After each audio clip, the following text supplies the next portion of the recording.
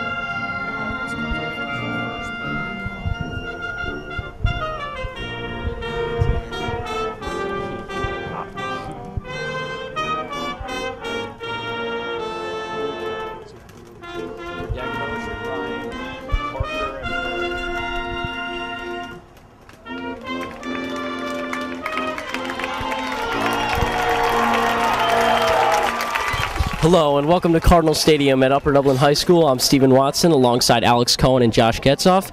Today we have Harry S. Truman coming to Upper Dublin, the Cardinal Stadium. Upper Dublin Cardinals are 1-1 this season, playing against Harry S. Truman, who is 0-2. Both teams have been very competitive at the early beginnings of the season. Upper Dublin started off their season with a 29-20 convincing victory versus Perkiomen Valley. Last week, Upper Dublin played Sun Valley, who upset at number 8 seed in the area, Strathaven, the week before.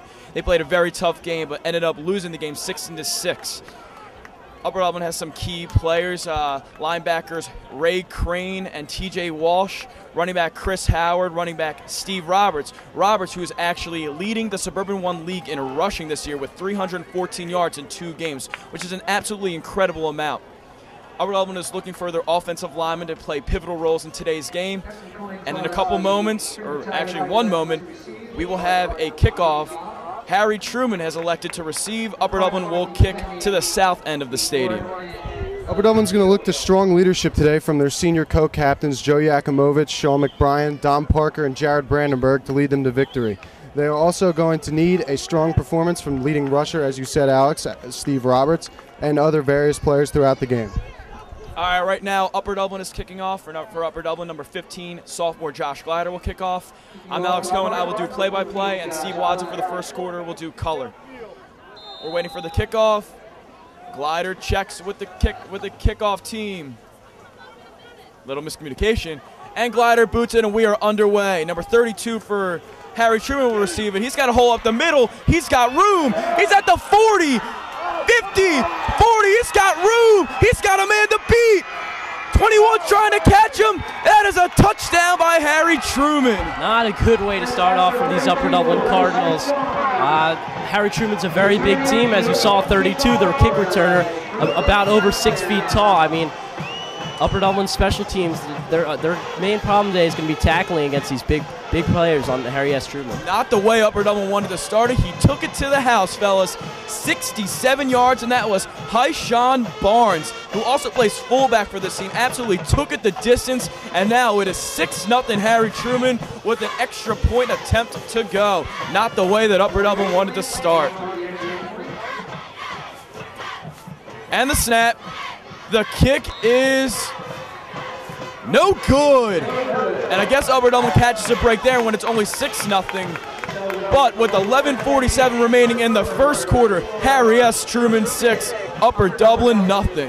Coach Stover a little shooken up after that first play. He's really going to have to focus on his offense now. They're returning the ball. They're really going to have to power drive it with Steve Roberts. As you said, Steve Roberts leading the whole Suburban 1 in rushing. So he's definitely the go-to guy on this Cardinal offense. They're definitely going to be looking around. This Upper Dublin team does not pass a lot. Roberts has gotten over 45 attempts in the 2 games, which is an average of 22.5 attempts in the per game during the season, which is a lot for a running back to carry. Upper Dublin now is going to receive number 25, Chris Howard's going to be back with number 20, Steve Roberts. 2 guys with great breakaway speed.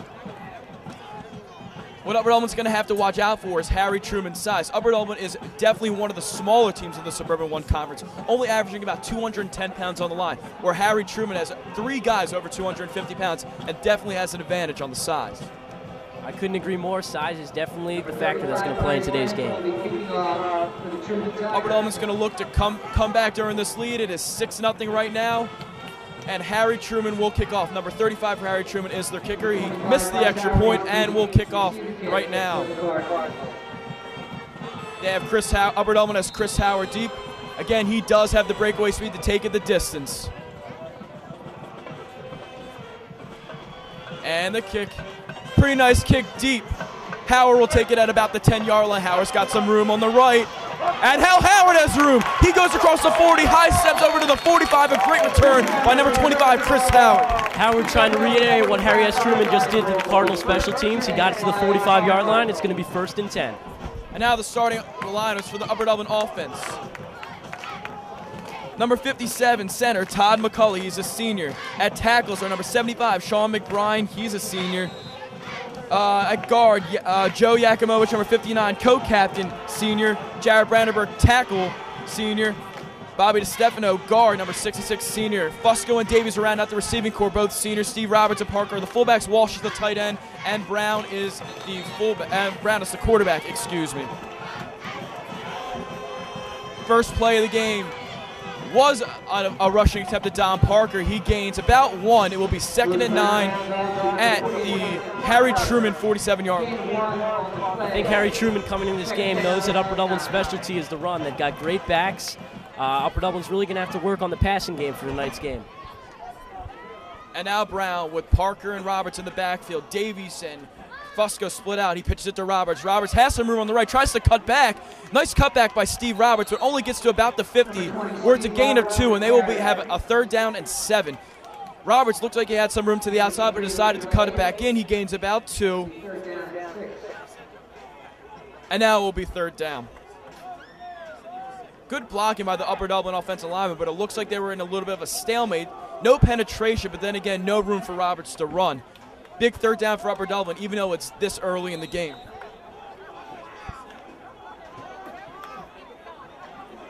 And now Brown with Fusco and Davies. Davies in the slot to the right side of the field.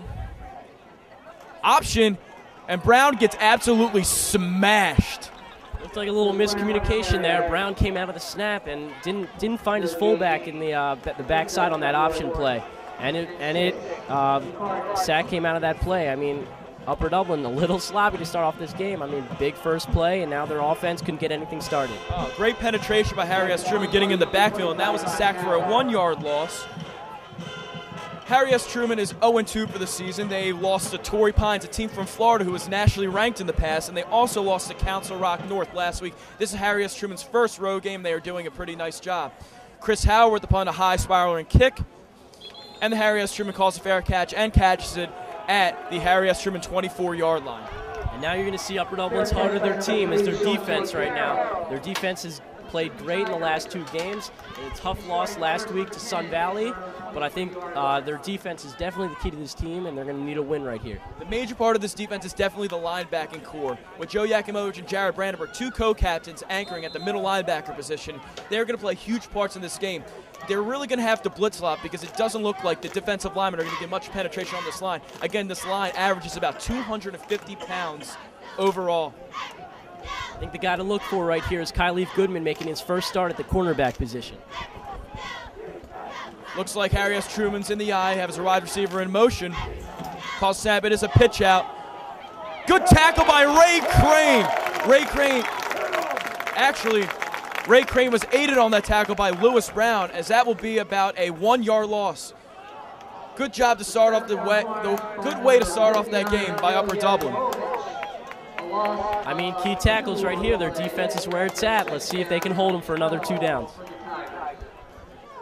Great job by Lewis Brown and Ray Crane to block off that outside and taking down the running back for a loss. We have 2nd and 11 on the 23-yard line. Again, I formation for Harry Truman, split out with 2 wide receivers on each side. They're going to call a dive. Number 3 has some running room. still on his feet, and he's got some room to the outside. Goodman and Walsh with the tackle, but not until the Harry S. Truman running back with a 16-yard gain and a Harry S. Truman first down. One missed tackle right there. He thought he had his legs wrapped up, but he was able to get out of it and gained another 10 yards out of that play. Great run by the running back for Harry S. Truman. Breaking tackles. I mean, one thing Upper Dublin has to work on is their tackling. I mean, they have the guy wrapped up, but then again, they're tackling too high. We're not tackling hard enough. And he just breaks a tackle and gets a 16-yard run and a first down. Once again, tackling. This size of this Harry S. Truman team, they're going to need to tackle these guys in order to stay in this game. Harry S. Truman is favoring the I formation as they're in the I again on the 40-yard line, first down and 10. Takes a snap. It's a dive to the fullback, but a good job with the upper. And there's a fumble. Good job with the Upper Dublin defensive line. It looks like Upper Dublin has the ball, and then the fumble. Upper Dublin receives it. First down, Upper Dublin. Looked like Chris Howard dove on that ball after stripping that ball, and it's going to be Upper Dublin ball. Oh, no, I'm sorry. It is Steve Roberts with the ball. Great defensive play by Steve Roberts and Chris Howard for forcing the fumble and recovering. You usually see Steve Roberts, on offensive end, getting all the highlights and recognition, but Steve Roberts, the defensive end, as long as being a running back, gets the fumble, and now it'll be first down on the Upper Dublin 36, and now they have a great opportunity to score here. Exactly. They are on the 36-yard line, and let's see what they can do on the offensive side of the ball. They give the dive to Parker as Parker gains about 3 to 4 yards. Good job on the first down play by Upper Dublin, gaining a couple yards and getting a 2nd and 6 instead of a 2nd and 11 or 2nd and 9. First down is the biggest down for any team, and gaining yards on first down will put more pressure on the defense and will help prevent any sort of blitzing type, keeping the defense. Once again, Upper Dublin looking to go in the air. They have not gone to the air yet today. Let's see what Lou Brown does. It's a fake handoff. Lou Brown's going to go. Looking deep. He's got Fusco. And just a little bit long. Good effort by Frank Fusco. And he was open, but the ball goes out of bounds, and it will be 3rd and 6 on the Upper Dublin 34-yard line. Truman's team fell for that fake handoff, and Fusco was wide open, but Lou Brown unable to connect. It's going to be 3rd down. I have to give credit to the Upper Dublin offensive lineman. They kept the pressure off Lou Brown. Lou Brown had tons of time there. He even had time to even scramble there, but he saw Fusco open and just unfortunately he overthrew him. So we have a big 3rd down and 6. He's got Parker and Roberts in the backfield. He's got twins right with Brandon Davies and Frank Fusco. He drops back to pass. Good protection by the Upper Dublin lineman. And the ball gets deflected by number 74 of Harry Truman, and that will be 4th down. Once again, Upper Dublin needed to go through the air there, and unfortunately it was a great defensive play by Harry S. Truman. It's going to be 4th down. Again, the offensive line gave him protection, but Brown just couldn't connect on the throw. It's deflected by a defensive lineman. Again, it's that Harry S. Truman size, being able to jump all over the quarterback, all over his passing angles to deflect the ball. Upper Dublin is elected to go for it on 4th and 6. This is a huge play in the first quarter. They pass the last 2 plays. If they pass again, it looks like the defense is going to be ready for it. Watch for a counter sort of play that will get the defense off track. He's got Davies in motion. And he drops back to pass again. And that is incomplete. And they're going to actually call a fumble on that. Walsh will recover it. But that won't matter, as Harry Truman will get the ball back now in better field position at the 46-yard line. 48-yard line, excuse me. They're going to call that a fumble on the quarterback, Lou Brown. Lou Brown scrambling. Great pressure by Harry S. Truman's defense, and it's a fumble. Luckily, T.J. Walsh was able to fall on it, or that could have been another 6 for Harry S. Good defense by Harry S. Truman, but I got to question the call there. It looks like he had forward motion on his arm. That should be an incomplete pass. Unfortunately, we don't have instant replay, so we can't go back to that. And now we got Harry Truman in the eye on the 48-yard line. Number 3 is in motion for Harry Truman. Hands the ball to the fullback, and he gets stuffed at the line by a herd of Upper Dublin defenders led by number 34 junior middle linebacker Duncan Roffling. That will be a no gain. It will be 2nd down. Great tackle there by Duncan Roffling, able to stop him behind the line.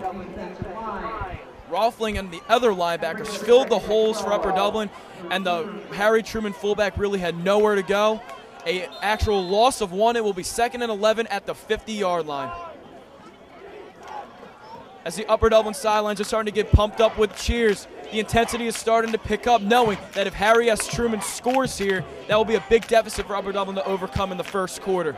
Number 3 is in motion in the eye. The tailback will take number 32. He has room, but will get taken down by, again, a herd of Upper Dublin defenders as they gang tackle together, and they will have a gain of 4. Lead tackle there by Dom Parker coming from the outside. Great tackle there by Parker. He was also aided by number 34, Duncan Rothling, again, who has clinched his second tackle early in the game. Rothling, a junior, hasn't gotten much playing time early in the season, but they moved Jared Brandenburg to the line on some of these formations. So it looks like Rothling's going to get some experience in this game. And now we have 3rd down and 7 at the Harry Truman 46-yard line. Again, a big 3rd down for both teams. Watch them to go after Khalif Goodman as it is Goodman's first game starting. And we got him set up in the eye. Number 12 drops back to pass. He waggles. He's going to have a little bit room to run. And he will be very close to the first down as he's taken down by T.J. Walsh. Very athletic scramble by the Harry S. Truman quarterback there.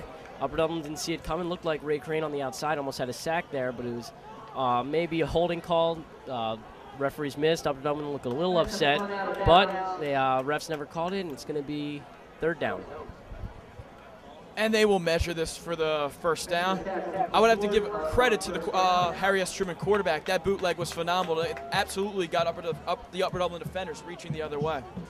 And it looks like they will be a good yard short, as it will be 4th and 1 on the 39-yard line.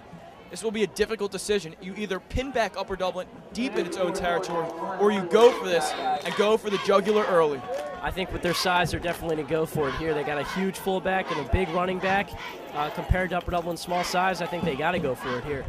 I mean, you got the big fullback and running back, but also you could think about the quarterback sneak, too. I mean, all he has to do is lunge forward, and he has a big line who drive Upper Dublin deep into the field. So it looks like they'll either quarterback sneak or dive. I'd be very surprised if they passed. They also might draw off sides. Anyway, there's wide receiver in motion, back set up in the eye.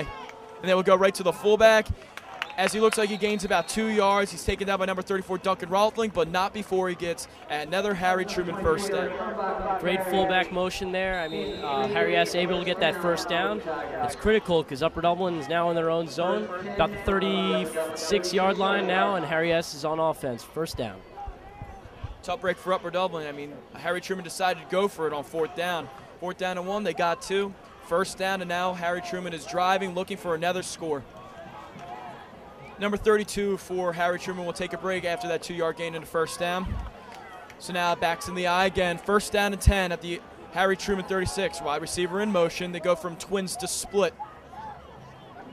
Looking for another dive. Number 3's got room, but he will get stuffed at the line again. Duncan Rothling there for the tackle. Also aided by number 48, Dom Parker, and number 59, Joe Yakimovich.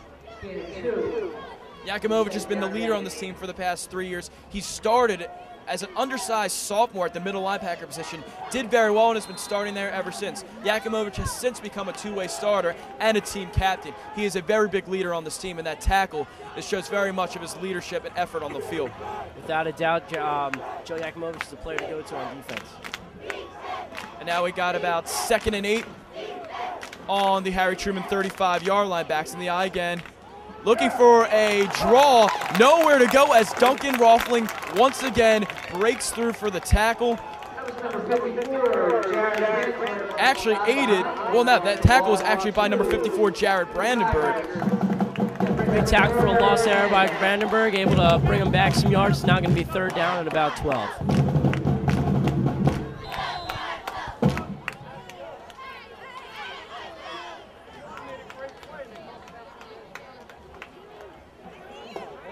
And we got 3rd and 10 on the Harry Truman 38-yard line after a 2-yard loss. This will be another big 3rd down for Upper Dublin. They're dropping back 2 safeties. Lou Brown will drop back as a safety, and Chris Howard is the automatic safety. They bootleg.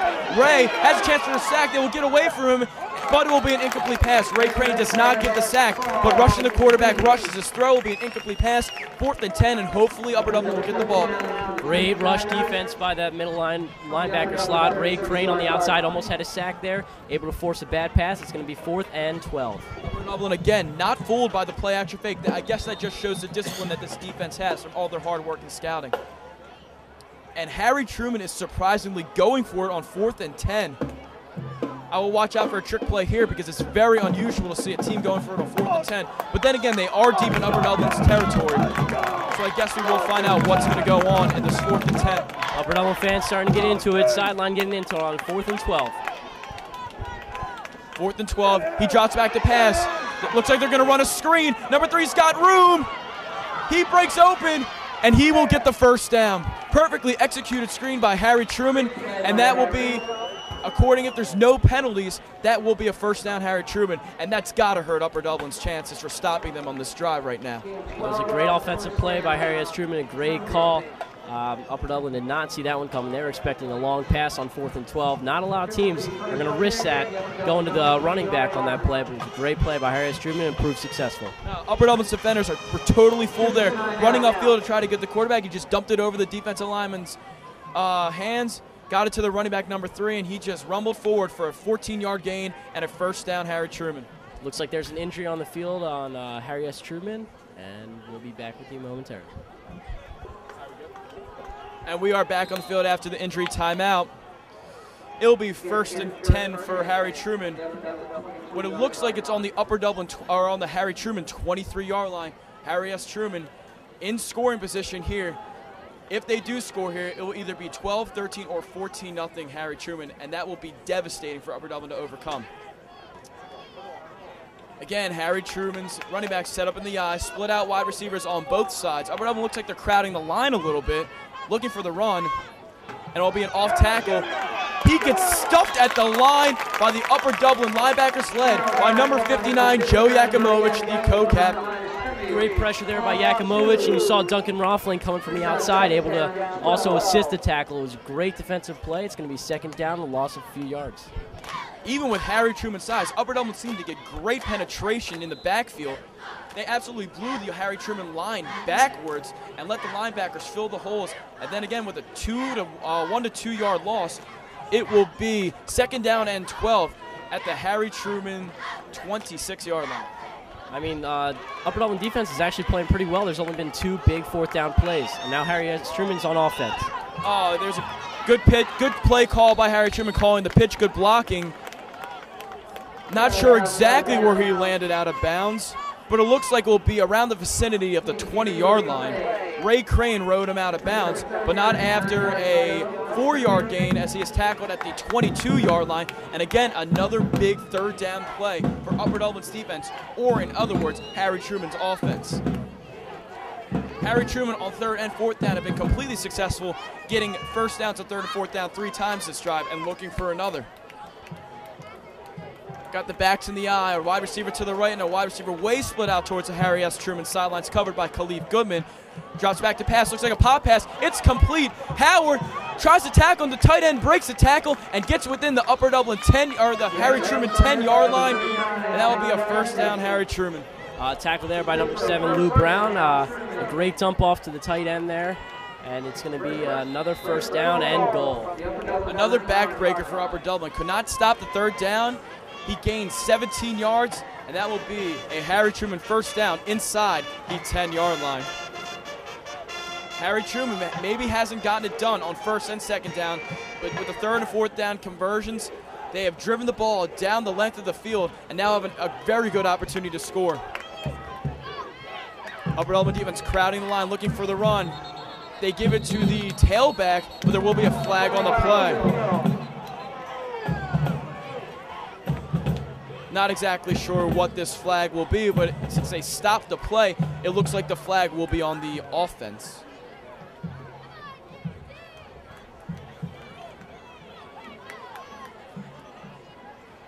We're waiting for the call here up in the booth.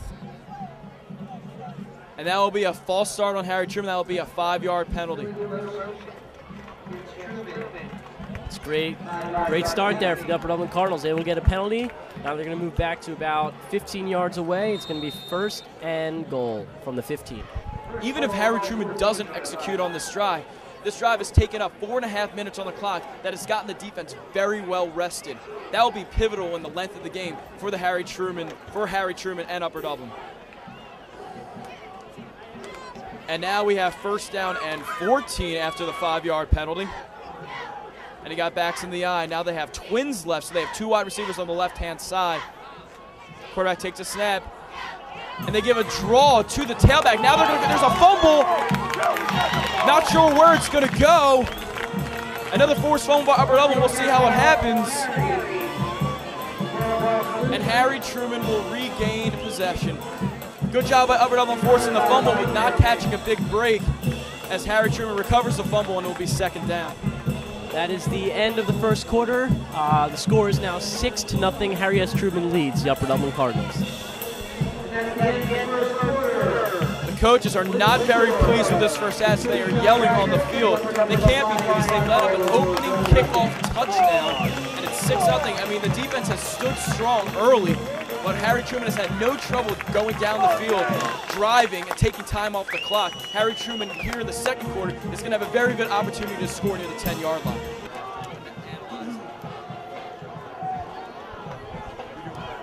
Starting the second quarter, it's going to be Harry S. Truman from the 14. They got receivers on both sides. Quarterback drawn, and it's a sack by Dominic Parker. A great defensive play by Dom Parker to start off the second quarter. Dom Parker with a great burst through the line there, immediate pressure on the quarterback, and he gains the sack for the Cardinals. Here's the start that the Upper Dublin Cardinals needed in the second quarter. A great sack, and it looks like it's going to be a loss of about 7 yards. A great sack by Dom Parker. Parker, coming off 16 sacks last year, looks to be picking up right where he left off this season. It is going to be 3rd and 21. And it looks like a timeout is going to be called. Harry S. Truman is going to take the timeout. There's 11:27 remaining in this second quarter. The score is 6-0, Harry S. Truman.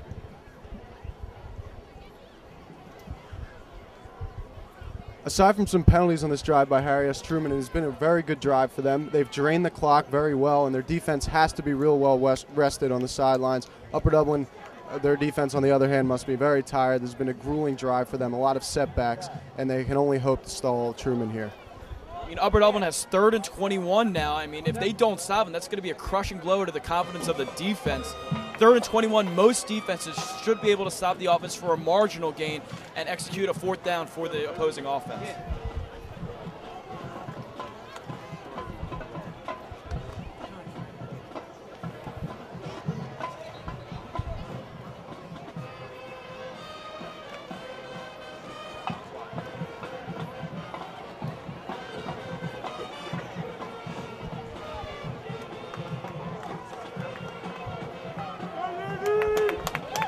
Back after the timeout now. It is going to be 3rd and 21 to go. Great sack by Dom Parker previously before the timeout. Number 12 is going to take the snap for Harry S. Truman. Twins on the left side. Here's the quarterback scrambling, and it looks like it's going to be another flag. It's going to be intentional grounding by the quarterback, Steve Roberts. Great pressure by Steve Roberts, able to almost get another sack, and the QB is going to be called for intentional grounding. Maybe I spoke too soon about the Upper Dublin Cardinals being a little tired on defense, as the last 2 plays they put immense pressure on the quarterback. They're forcing a flag thrown by the official, intentional grounding there on Truman. Great pressure by Steve Roberts. Not often you're going to see 3rd and goal from the 31-yard line, but great pressure by the Upper Dublin Cardinals. And let's see what they can do now on 3rd down. This is exactly what this defense needed. Actually, is not going to be intentional grounding on that play. The penalty's offset. They're going to call a face masking on Upper Dublin Cardinals and intentional grounding on the Harry S. Truman Tigers.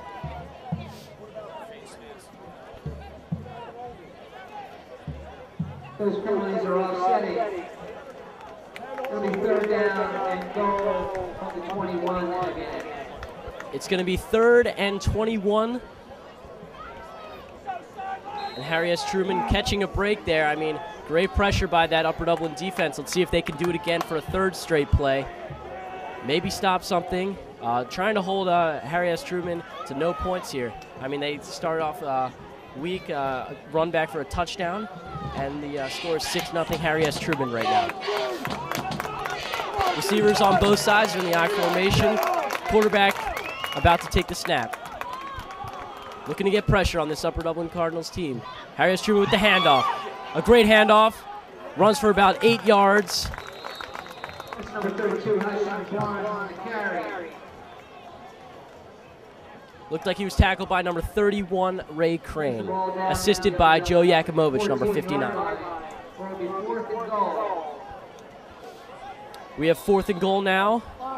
And it looks like they will go for a field goal. Not very often you see a high school team kicking a field goal on 4th down, but they're going to go for it right here. This looks a little unusual. They faked the last 2 4th downs, and oh, this one's going to be messed up as well. Upper Dublin. Fumbled snack and sacked by number 7, Lewis Brown. Costly play there for Harry S. Truman as they fumble the snap, and Upper Dublin's going to take over on downs. Catch a break there, and it's going to be 1st down from the Cardinals' own 26-yard line. I think we see now, Steve, why they went for it on those 2 4th downs. Just not a great snap there back for the field goal, and it resulted in Upper Dublin taking over on downs. Towards the end of the 1st quarter, I mean, Harry S. Truman connected on all 3 of their 4th down plays, and it caught up to him. I mean, the fumbled snap, and it's now going to be 1st and 10. Lewis Brown, we're going to have twin wide receivers on the right side, Frank Fusco and Brandy Davies, wide receivers. Lewis Brown's going to hand it off. The handoff to number 48, Dom Parker. Parker gets about 8 yards. Great first play for Upper Dublin. Dom Parker, a nice rush up the middle there. That's the kind of stuff Upper Dublin's offense is going to need. They've been on the bench for a while. They're very fresh, and they need to run down this Truman defense. Looks like it's going to be 2nd down and 3, about a 7 or 8 yard run there by Lewis Brown. Let's see what they do on 2nd down. Looking to use Roberts and Dom Parker, both great offensive rushers. And they're going to hand it off to Roberts. Roberts gets the 3 and a few more, and he keeps going. Steve Roberts, after being tackled, it looked like he was going to go down, but he kept on for another 3 yards. A great 5 or 6 yard run there by Steve Roberts. Steve Roberts is rumbling and stumbling for 6 yards and an Upper Dublin 1st down. It's going to be 1st and 10 on the 41-yard line. Upper Dublin really starting to spark on this 2nd quarter. Great defense and now offensive drive, looking to tie the game back up or take the lead. Lewis Brown takes a snap, hands it off to Steve Roberts. Roberts looking for blocking, nothing is there, and Harry S. Truman's going to stop him for a loss of about 2. Blocking was the key on that one. It looked like Harry S. Truman stacked the line on the left side, able to stop him for that run. Yeah, after that gain in there, the 3rd down for Roberts to pick up the 1st there, he didn't get nearly as much blocking that time. Swarm of Truman players, and he couldn't pick up anything. I think he actually might have lost the yard. It's going to be 2nd down and 11, a loss of 1 for Steve Roberts. Once again, they got Davies in the slot, Fusco on the left side. Lou Brown's going to take the snap. And he's going to draw an offsides. Great draw of an offsides by the Upper Dublin Cardinals. And it is going to be a penalty on the Harry S. Truman Tigers. Upper Dublin's line there really with some good movement. They faked out the Truman players, and Truman was drawn off sides. 5-yard penalty to them. The Cardinals will now get better positioning here on this 2nd down opportunity. Upper Dublin able to benefit after losing 1 yard on the 1st run. Let's see what they can do with this penalty. It's going to be 2nd down and about 6.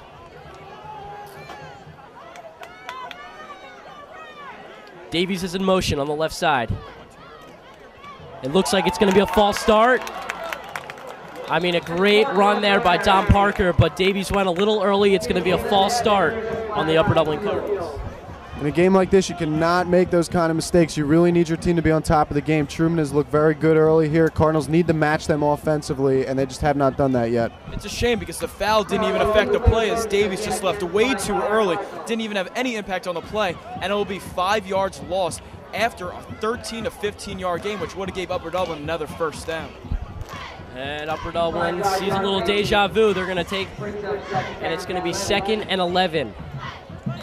So after 2 penalties on the last 2 plays, Upper Dublin finds himself back at 2nd and 11.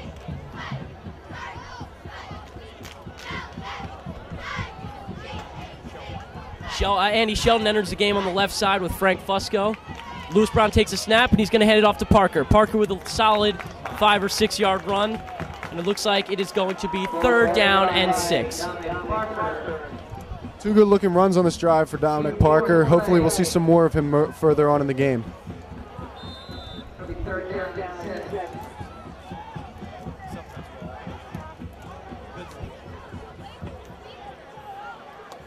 After committing the penalty, Brandon Davies is going to sit out, and Andy Sheldon, number 82, comes in. 3rd and 6. Upper Dublin's going to need a big play here. Don't want to go to a 4th down. They were unsuccessful on their last 4th down. Looks like they're going to do a passing play here. Frank Fusco on the right side. It's in single coverage right now. Lou Brown with the fake handoff. Sees Fusco. Tries an out route. Oh, and it looks like it's going to be pass interference. Oh, wow, and no call on the play. I don't know. I don't agree with that one. What do you think about that, Josh? Neither do I. That looked like a blatant hit. Frank Fusco was going to receive the ball. He was hit midair, so he was unable to, and it just looked like a clear penalty. The fans don't like that call, as a chorus of boos are coming down from the fans towards the field. I don't understand how a ref would miss that. It was definitely incidental contact before the throw reached Frank Fusco's hands. I think the refs thought that it was a little too far out of his reach, but you could never tell. He was on the ground before he even made an attempt for it. It is going to be Chris Howard to take the punt on 4th down. Upper Dublin struggling after missing that call. Oh, and it's a fake! And Steve Roberts on the outside, and he gets tackled. Upper Dublin tries a fake and is unsuccessful. Great defensive play by Harry S. Truman. Upper Dublin trying to get a spark started on the offensive side of the ball. Defensive stop, great stop last drive. Let's see if they can do it again. I think the Cardinals are putting themselves in a position here where they're allowing Truman one too many opportunities to punch the ball in for another score, and they really cannot make plays like that if they want to stay in this game. There's 7:27 left in this second quarter. Harry S. Truman on the offensive side of the ball. It is going to be 1st and 10 from Upper Dublin's own 40-yard line.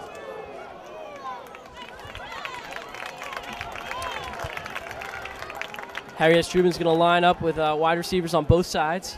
I formation. Number 3's in motion. And it's going to be a reverse. Number 3. Oh, a great move by number 3. And he's down the left side, or down the right side, and he gets a solid 20 or plus yards. And, I mean, just a great break of a tackle by number 3 on Harry S. Truman there. 2 Upper Dublin players there in the backfield had a chance to wrap up both the quarterback before he handed it off and number 3 as he was in the backfield. Both missed. It resulted in a huge game for Truman. That's a 20-yard gain for number 3 on Harry S. Truman. It is going to be first and 10 on the 19-yard line. So Upper Dublin finds himself struggling in the defensive zone again. They're trying to stop him again after stopping him the last time they were in their own zone. Harry S. Truman take the snap. He's going to hand it off. Maybe 2 yards, maybe 3 yards. Great stop there by Upper Dublin. Several players made that tackle to assist it, and we're going to find ourselves 2nd and 8. The lead tackler on that one was Sean McBrien. McBrien coming in after being injured this season. This is his first game back from injury. Good to see that he has a tackle. It's going to be 2nd and 8. Harry S. Truman from Upper Dublin's own 18-yard line. Wide receivers on both sides, I formation. The quarterback looking like he's audibling. And he takes a snap, and it's a fumbled snap, and Upper Dublin dives on it. It looked like Upper Dublin dove on it, and it is going to be and it is going to be Ray Crane. Ray Crane holding the ball up in the air. There's some conflict going on,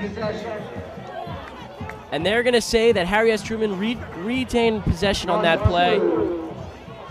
Didn't look that way, but I guess the referee saw it differently. Yes, maybe there was something we didn't see there because it clearly looked like Truman lost the ball and Upper Dublin pounced on it. I don't really understand it. It just looked to me clearly, and everyone else saw that Ray Crane came out with the ball, and it should be Upper Dublin possession. I don't really understand that.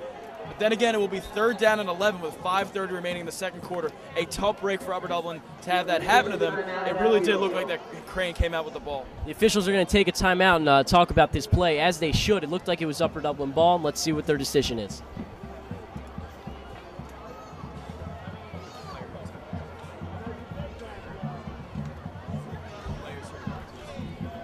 It looks like one of the officials is under some pain right now. He's being looked at by the training staffs of both teams. We'll see what happens.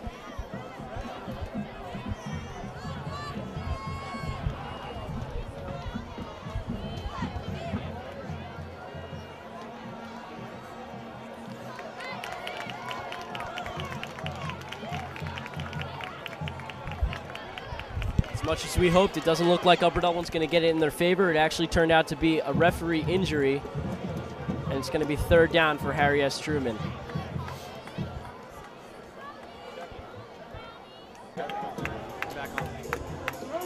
Coming back from the injury, it is going to be third down and 10 still. After the fumble snap, they lost a few yards. 3rd and 10. Harry Truman in the I formation again. Receivers on both sides. Number 12. He's going to take the snap. Upper Dublin looking to get a little pressure here on 3rd down. He goes for the pass, and it's complete.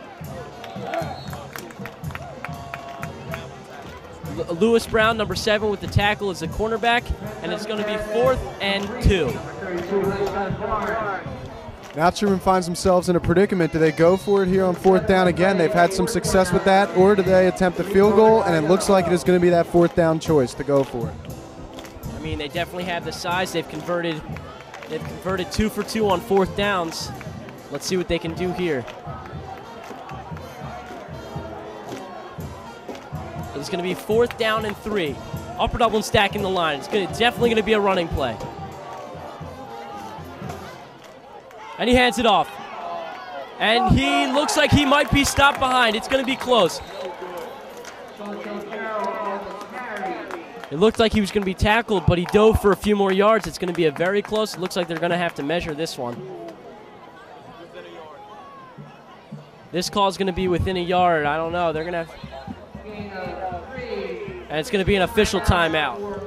That second effort there by Harry Truman may have just been enough to get them the first down. Don Parker with a nice effort to bring him down. However, we are not sure what the call is yet. Good effort by both teams on that play. It looks like the refs gave him a gracious spot. It's going to be very close. Don Parker, number 48, was in on the tackle for that one after the Harry Truman running back broke 3 tackles. It's going to be close. And they are short. Upper Dublin ball, a huge stop for Upper Dublin, leaving the score. Harry Truman 6, Upper Dublin nothing with 4:28 remaining in the second quarter. I mean, after that first play of the game, it's been a very even game. Upper Dublin's defense is playing great. Their offense is really going to need to work on it. It's going to be 1st and 10 for the Upper Dublin Cardinals in within their own 10-yard line. This is going to need to be a big drive for these Upper Dublin Cardinals, trying to even the score up or potentially take the lead. The score is 6-0 Harry S. Truman. We've got 4:28 left in the half. Definitely a momentum booster there for Upper Dublin. They're definitely going to take advantage of it. They have a little time left in this half to make up some points out. Looks like they're going to have Davies and Fusco on the outsides. Brown hands it off to number 48, Don Parker. Parker's got some room, able to get a first down, and a great run by Don Parker. An 11-yard run for Dominic Parker. That's exactly what they needed on first down. Get a little comfort zone out of their own zone. It's going to be 1st and 10. Dominic Parker now has 5 carries for 26 yards. They're definitely splitting carries between Don Parker and Steve Roberts. A little shocking to see they're not using Roberts as much as I thought they would. He is the league leader in rushing right now for yards. And it's back to the field. We have 1st and 10 on the 21, and a hike by Lou Brown. There's a flag on the play. Looks like it might be another false start by Upper Dublin.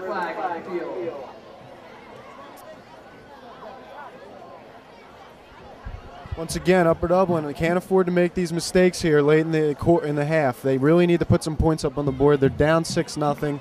Their offense needs to get it going here. I mean, a great run by Don Parker there could be spoiled by a false start.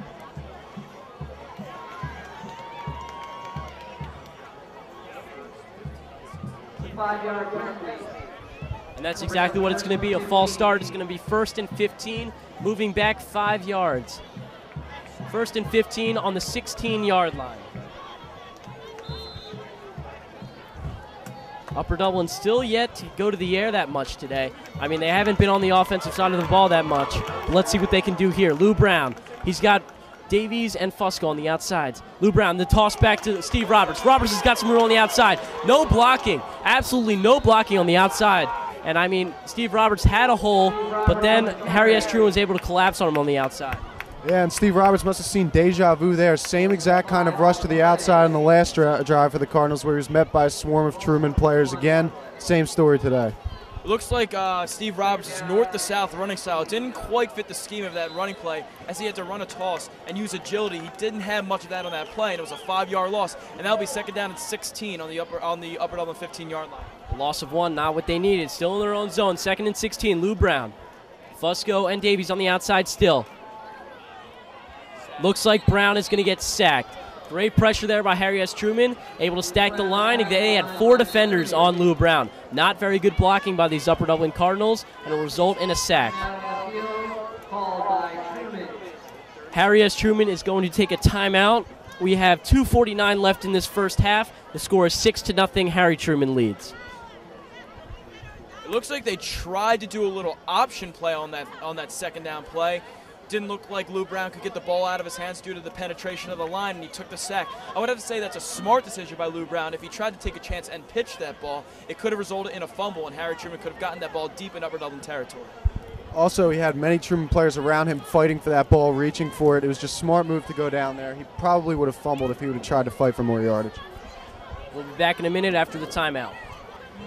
As Cardinal Stadium is filling in here in the second quarter, it's going to be Upper Dublin, 3rd and 16 from their own 14-yard line. Lewis Brown, they're definitely going to need to go to the air on this one. It's 3rd and 16. But no, they're going to hand it off to Steve Roberts. Roberts only to get a few yards there. Looked like he was falling to the ground, and he was tackled, and he gained 5 or 6 yards. It's going to be 4th and 11. Gain 7.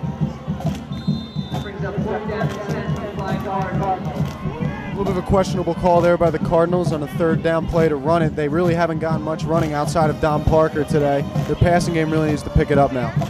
And it looks like Upper Dublin is either keeping their offense on the field to punt, or they're going to go for it on 4th and 10 with 2:10 remaining. Actually, it has just come to my attention that they are going to run out the time until the 2-minute warning, and then they're probably going to punt.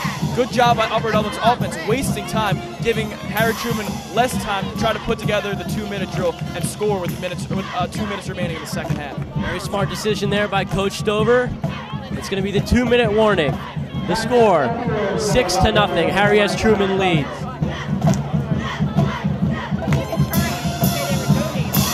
1:49 left in the first half.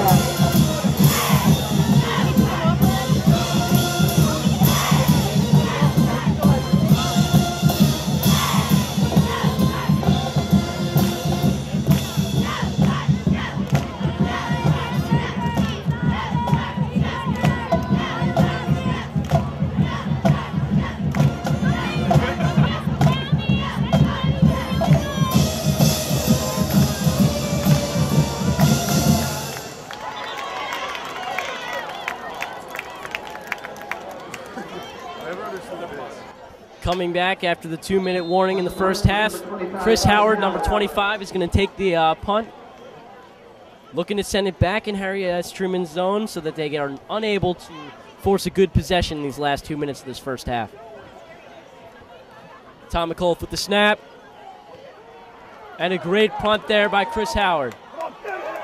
Number 3 for Harry S. Truman to take the return. Hops over number 82, Andy Sheldon, and out of bounds.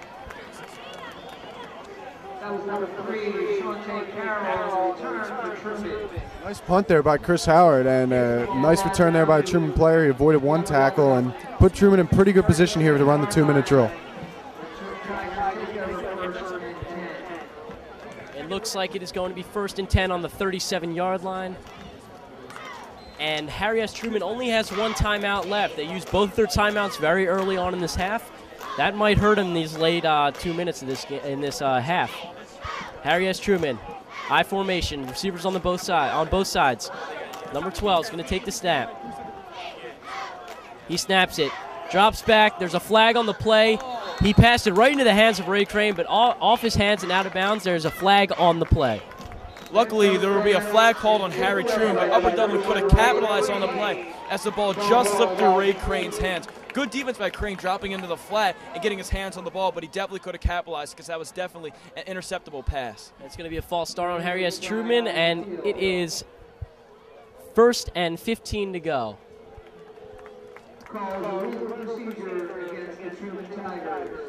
Harry S. Truman's really shooting themselves in the foot here in this first half. They've had a lot of opportunities. They just can't capitalize. Another example there with the penalty, 5 yards back, and we'll see what they can make of this drive here.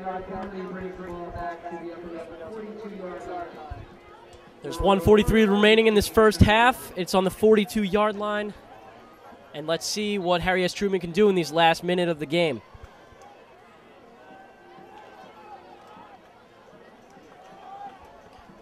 Truman once again lining up in the I formation.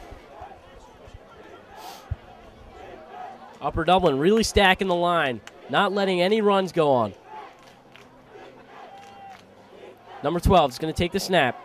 Takes a snap, drops back. 3-step drop. Great pressure by Don Parker and batted down by Steve Roberts. A great defensive pressure by Steve Roberts and Don Parker. You see them normally rushing the ball, but now you see him on the defensive side of the ball. Great play by Don Parker and Steve Roberts. That was either an unorganized screen by Harry Truman or Upper Dublin just didn't bite because they had many players surrounding the running back for the screen, and Don Parker absolutely walloped the quarterback. As you said, Steve, Don Parker and Steve Roberts really getting it done at both sides of the ball. They've supplied the Cardinals' rushing attack as well as the Cardinals' passing attack there on the pressure.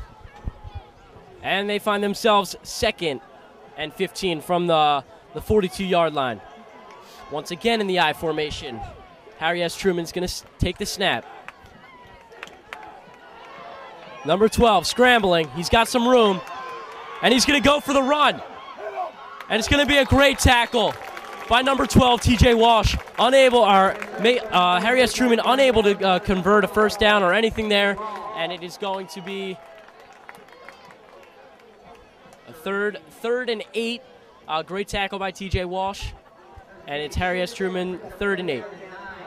Now as the clock ticks to about 1:10 left here in the first half, Harry Truman got to be concerned with the one timeout. They really need to put some points on the board before the half ends. The speedy Harry Truman quarterback eluded one Upper Dublin defender but couldn't get by Walsh as he tackles him for only a 7-yard gain, and it will be 3rd and 9 with 55 seconds remaining in the first half. And they're going to go twin receivers on the right side. Number 12 for Harry S. Truman, the quarterback. Looking to get something going in this last minute of the game. And it's great pressure by Don Parker on the outside, and he's going to throw it away. Steve Roberts and Don Parker again, and they're going to call intentional grounding. There's a flag on the play. Some say it's a late hit on Roberts. Others say it's intentional grounding. Let's see what they have to say. Once again, those running backs putting some pressure on the defensive side of the ball. Don Parker chasing down the quarterback there. Steve Roberts finishing the job. Looked like he threw it away. We'll see what the call is here by the officials. Looks like there's not going to be a call on the play as the special teams comes in for Upper Dublin and for Harry S. Truman. Great defensive stop there again by Upper Dublin. They have really been saving this game for these Upper Dublin Cardinals. The flag on the play is going to be intentional grounding. It's going to be 4th and a lot for these Harry S. Truman Tigers, and they're going to need to punt. There's 36 seconds left in this first half. Upper Dublin is going to have to go to the air if they want a shot at 6 before this first half ends. I don't exactly think they're going to do that. After this punt, they're going to be pinned back deep in their own territory, and they should probably just run the ball. And since they will get the ball in the second half, they should just go into halftime with a 6-0 deficit and try to come back. Errant snap, almost blocked by J.J. Fox. J.J. Fox going for the block punt and actually hits the punter, and it is going to be a call on J.J. Fox. I don't know if I agree with that call. J.J. Fox looked like he was coming in there for a block to block the punt. He looked like he followed through. He was in midair. There's nothing he could do to stop himself. However, they make the roughing the kicker call. Truman's going to take the ball back over now. That is an unfortunate call by the refs. That's it. That is not what the Upper Dublin Cardinals needed. J.J. Fox getting gypped on that play. He had a great effort Yeah, great aggressive play, and just a weak call by the refs. Special teams fails again. First, the return touchdown on the first play for Harry Truman, and then the roughing the kicker that keeps the Harry Truman drive alive late in the first half. Special teams definitely is important. That is proven by the first half of this game. Upper Dublin's still going to take over.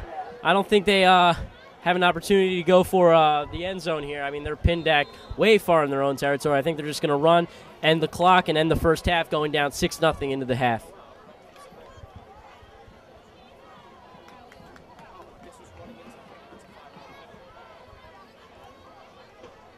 Lou Brown's going to take the snap. Yup, and he's going to hand it off to Steve Roberts. Roberts, a solid 7-yard run. And it looks like that's going to take us into halftime. Maybe not. Upper Dublin is going to call a timeout now with only 17 seconds remaining in this first half.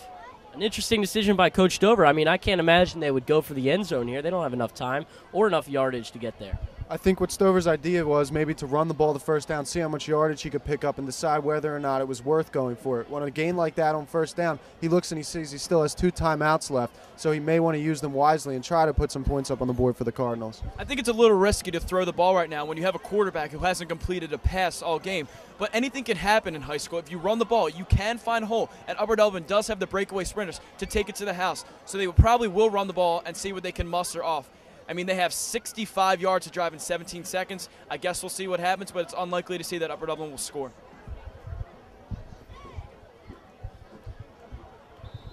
So coming out of the timeout, we have the Upper Dublin Cardinals with wide receivers on both sides.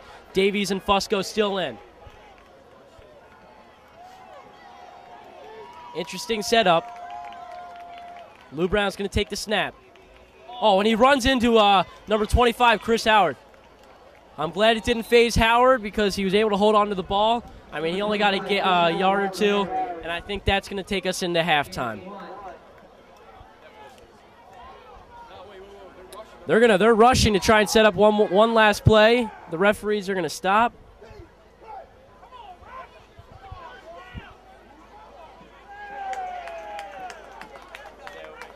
And they're going to give Upper Dublin a first down as necessary.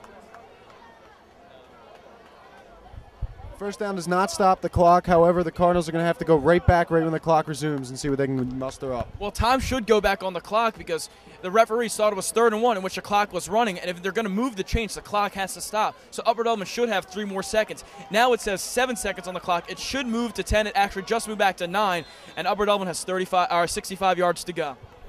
Lou Brown. And he's going to spike it. Interesting decision here by these Upper Dublin Cardinals.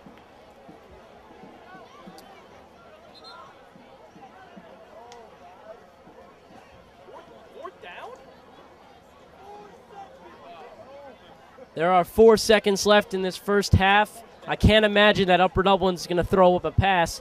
Maybe run it or maybe kneel it. I mean, I suggest they kneel it going into the half.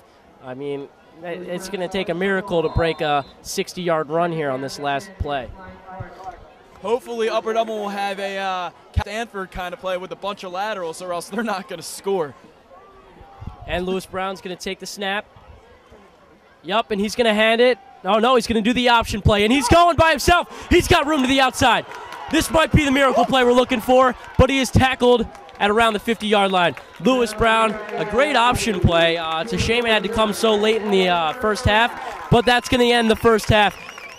The score after the first half, Harry S. Truman Tigers lead the Upper Dublin Cardinals 6-0. And if there was a note the Cardinals would like to end that first half on, aside from scoring points, it might have been a play like that, because that gives them confidence that they can move the ball against this defense, and hopefully they can build upon it in the second half.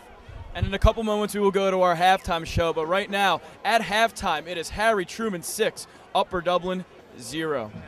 Hello and welcome to the halftime show here at Cardinal Stadium, where the score is the Harry Truman High School 6, Upper Dublin Cardinals 0. I think when you look at this game, it begins with the special teams. Harry Truman right off the bat takes the opening kickoff all the way for a touchdown, breaks it open in the beginning. It's 6-0 them right off the bat. Cardinals special teams, they have almost a blocked punt by J.J. Fox, which he was flagged for running into the kicker. And also on special teams for Harry Truman, a missed field goal cost them what could have been 3 points on a bad snap. Steve, what did you notice about the defense in the first half? Defensive side of the ball for Upper Dublin's really kept them in this game. I mean, Joe Yakimovich, 2 tackles. Brandenburg has 2 tackles. Ray Crane, 3 great tackles. And I think the player to look out for right now is Chris Howard. He's got 2 forced fumbles for these Upper Dublin Cardinals. Also, Lou Brown with a tackle and a sack, and Don Parker with 3 tackles and a sack. I mean, Upper Dublin really, they kept it on 4th down. They were able to stop their possession a few times. Upper Dublin's defense has really kept them in this game. How about the offense, Alex? Well, I mean, as Upper Dublin's defense has been standing strong, Upper Dublin's offense hasn't mustered much. They have 16 attempts for only 52 yards, and that's the only offense they have. They only have 52 yards rushing. Lewis Brown is 0 for 4 passing, and Steve Roberts, the Suburban 1 leading rusher, has been held to 16 yards and 6 carries. Don Parker's only held the only spark that Upper Dublin has with 5 carries for 26 yards. They need to get some type of offensive momentum to have any type of success in this game. Now, what are some keys to the second half of the game, you think? I think Upper Dublin really has to get their offense going. They, as you said, the rushing attack was really their main point, and that really wasn't even that big of a point for them. They really need to start moving the ball both on the ground and in the air, start putting the mindset on their team that they can score. I think they finished well in the second half on that scramble by Lou Brown. They gave them some confidence that they can move the ball against this defense. Hopefully they can build on that. I mean, the defense has the bend but don't break mentality, but they haven't let up any points in the game so far. The offense has to get some effectiveness in their passing game. They're 0 for 4 passing so far, and when you have Frank Fusco and a big receiver like Brandon Davies in single coverage, they should be able to have some passing success. I mean, going into this second half, our defense have played very well. It's all, despite that first play, it's a 0-0 game. Both teams playing very even. I think it's definitely the offensive side of the ball's turn to prove a play, put up 6, maybe even more. It's definitely going to be an interesting second half when you have a close game like 6-0 at halftime. It's definitely going to be great to watch here in the second half. We'll be back to you momentarily with the kickoff, and Upper Dublin will receive, and the second half will start in a couple moments. Go. Welcome Upper Dublin. I'm here with my friend. What's your name? Simon.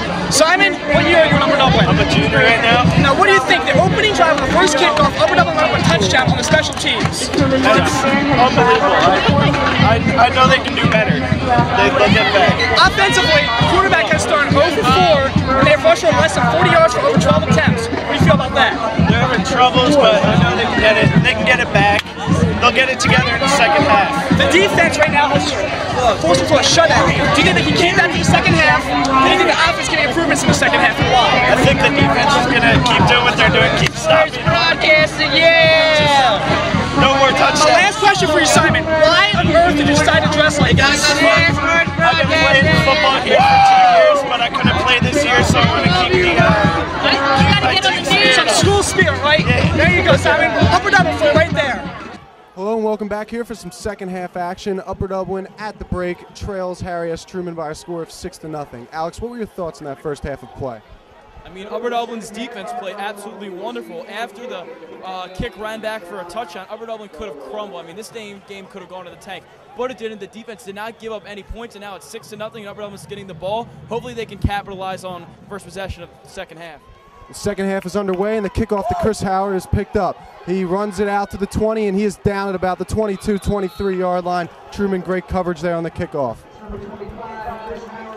The kickoff return wasn't that good, but I just saw in front of me a huge block laid out by number 5 from Upper Dublin on not 1 but 2 Harry Truman defenders. That was a very nice blocking by the Upper Dublin players. They just couldn't capitalize on the return. That was a 17-yard return there by Chris Howard, coupled with his 25-yard return earlier in the day. The Cardinals now will take over on offense, searching for answers here to tie this game up.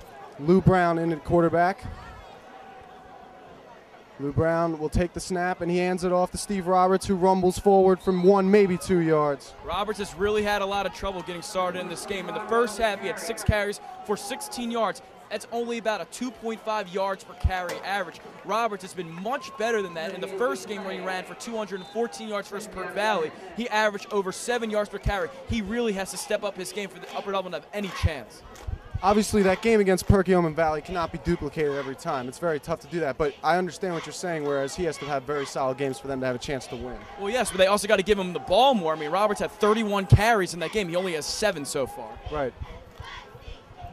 Lou Brown, second down here to take the snap. He hands it off now to Chris Howard. The junior runs forward, and he is tackled at about the 26, 27-yard line. Good run by Chris Howard, and Howard has that rare combination of size and speed. He does have that breakaway speed, that 4.640 speed that can get away from most defenders at the high school level. But then again, he's also 6 foot, strong at 190 pounds, and can break tackles. The problem with that, however, is Truman is very big. The Cardinals an undersized offensive line compared to Truman's defensive line. So Chris Howard, tough to find room to break away with that speed. Resuming here on 3rd down and 3. Chris Howard takes the handoff, and he rumbles forward. That's going to be a first down for the Cardinals. He will get out to about the 36, 37-yard line. Great 7-yard gain by Chris Howard, not to mention great blocking by the offensive line and the wide receiver Frank Fusco. Howard got through the first line of defense and lunged forward for a 7-yard gain. That is a first down for Upper Dublin. Upper Dublin's going to take over here on the 37-yard line now with a first down. Lou Brown staying in at quarterback. He is under center. Takes the snap, handoff to Dom Parker, who moves forward for about 2 yards. And they're just inching their way towards every first down. And they're going to be running the ball a lot. It is starting to rain and mist a little bit, so the conditions of the field are going to falter. So they're going to start running the ball a lot. I mean, Lewis Brown is a very good quarterback. He's very good at running, but his hands are kind of small. And once the conditions start getting bad, the ball gets wet, and that will cause some trouble for him throwing. Look for Upper Dublin to start running a lot more draw plays and counters to get the defense all balanced. Definitely a concern, and something that could end up hurting them here is that continues the clock running when they run the ball. However, they pass here. A nice completion over the middle of TJ Walsh. He takes the hit and catches the ball. They are into Truman territory now at the 49-yard line of the Tigers. And TJ Walsh does anything, just a thing that helps all wide receivers and tight ends, catches the ball over the middle and takes a big shot but holds on for a 15-yard gain and Upper Dublin first down at the Harry Truman 49-yard line. So they are in Harry Truman's area, and hopefully they can capitalize on getting their 3rd first down of the drive. Lou Brown now back to take the snap. 2 backs back for the Cardinals. He will hand it off to one of them, and that is Steve Roberts, who will move forward. He will gain about 2 yards, push backwards, but they should give him forward progress. Another gain there by the Cardinals, but that's not going to get it done. Steve Roberts really needs to put more yards behind his name in this game. And while during that play on the counter, it looks like Roberts was trying to cut, but the field conditions are declining. He slips and falls and only gains about 2, which will give him a 2nd and 8. They need to get more yards on first downs to help persuade the drive and getting more first downs and eventually scoring. Resuming play here, it is 2nd and 9 here, ball on the 48-yard line of Harry S. Truman. Lou Brown takes a snap, nice play fake. He's looking, he has TJ Walsh, and that's going to be caught by TJ Walsh. A great looking play fake there by Lou Brown. Set up an easy completion for TJ Walsh. They are down to about the 20-yard line of the Tigers, and the Cardinals finally have something going here in the 3rd quarter. A 29-yard completion from Lewis Brown to TJ Walsh, and Walsh has been the most consistent wide receiver on this team this year. He has 5 catches, including one touchdown early in the game versus Sun Valley. And TJ Walsh, just a tremendous catch in the rain, sliding and getting possession of the ball and getting a first down for Upper Dublin. 44-yard gain there. 44-yard gain there. 44 yards total, sorry, for TJ Walsh today. A nice handoff there to Steve Roberts, but he can't get anything out of it. Once again, the blocking is nowhere, and the Cardinals will not pick up any yards there. Very impressed from Upper Dublin as they come out on this drive early in the 3rd quarter. I said at halftime that they need to get their passing offense started, and Lewis Brown is 2 for 2 early on in the 3rd quarter with 2 completions to TJ Walsh, equating 44 yards, 2 first downs, and that is a great way to start off your passing attack and getting a balanced offense to start early in the 2nd half. You're definitely right on that, Alex. However, it seemed like there might be some problem there with the rain coming down. Now it has stopped a little bit. They made the pass. The rain didn't seem to be a problem, and the passing was completed. Here's the handoff to Steve Roberts, and he will dump over one tackler and be pushed down. He's going to get down to about the 15-yard line. A good 4-yard gain for Steve Roberts as he hurdled over a defender. A good strong run by Roberts as he had to elude 4 Harry Truman defenders. The last 4 carries by Steve Roberts are 1 yard, 2 yards, 1 yard, and 3 yards. He needs to get more yards per carry for Upper Dublin to have any type of success. Look for Upper Dublin to distribute the ball between Howard, Roberts, and Parker as they're going to put it to the ground game as they're inside the Harry Truman 20-yard line. Now Lou Brown takes a snap. The handoff is to Steve Roberts again. He'll rumble forward, and it looks like he picked up enough for the first down for the Flying Cardinals. And he rumbles and stumbles forward for 8 yards and an Upper Dublin first down. Great job by Steve Roberts as he run over as a Harry Truman defender and breaks another tackle, getting 8 yards and an Upper Dublin first down, and it is the first time that Upper Dublin is within 10 yards of the goal line all game. Upper Dublin in the red zone now. Let's see what this red zone offense is here for today for the Cardinals. Lou Brown hoping to get something done down here for Upper Dublin. He will come under center here. There are 3 backs in the backfield. The handoff is Steve Roberts. He will rumble forward, breaks 1 tackle, but he's pushed forward, and it does not look like he's going to be able to get in. Truman with a nice stand there on the line. It looks like he was a yard or 2 short. It looks like Roberts was stuffed at the line on that play, but a great second effort to lunge forward for 2 more yards, and now it is second down and 3 at the 3-yard line. Upper Dublin desperately needs to score to change around the momentum in this game. Yes, a golden opportunity here for the Cardinals. They can tie this game up at 6 with a touchdown here. A little under 6 minutes to play. A touchdown would be huge. I mean, you have second down and 3. You could run play action here, but I think it's safer to run in these running conditions. What do you think they're going to do, Josh? It looks like they're going to run, and that is what they're going to do, but it's going to be to no avail there. Steve Roberts is stuffed, and it looks like it's going to bring a third and goal here for the Cardinals. And the Harry Truman defensive line just muscled up, didn't let the offensive lineman for Upper Dublin move him, had a standstill, and that made no hole for Don Parker, in which it was a 1-yard gain. It will be third down and 2 at the Upper Dublin 2. A huge, and I mean huge play for Upper Dublin right here. Very critical here for the Cardinals. We'll see what they can do. They will come out. Lou Brown calls the play. They come out of the huddle. There's 3 backs once again back for the Cardinals. Could be another sign that a run might be. And they are committed to the running offense as they do a wishbone offense as Don Parker's in. And Roberts is lunging towards the goal line. They have not put their hands up yet. It looked like he crossed. And he's going to be marked at the 1-yard line. It looked like forward progress helped him cross over the goal line for the touchdown, but it doesn't look like the ref saw it that way as he will be stopped at the 1-yard line for a crucial 4th and 1. The Cardinals coaches were definitely hoping for a touchdown there. You could see some of them put their hands in the air wishing for one. However, it was not going to happen. The Cardinals now here faced with a huge 4th down situation. 4th and 1 here in the Truman territory. We'll see what they can come up with. Will they be able to score 6? 4th and 1, and you can see the excitement on the sidelines and in the stands. Everyone is nervously awaiting the 4th down play that it could either put Upper Dublin into the end zone for 6 and eventually getting the lead for 7 or giving Harry Truman the ball. The handoff is to Steve Roberts. He's going to get in for a touchdown. Steve Roberts punches it in for the Cardinals here with 4:13 left to play in the 3rd quarter. It is now 6-6. The Cardinals are right back in this one.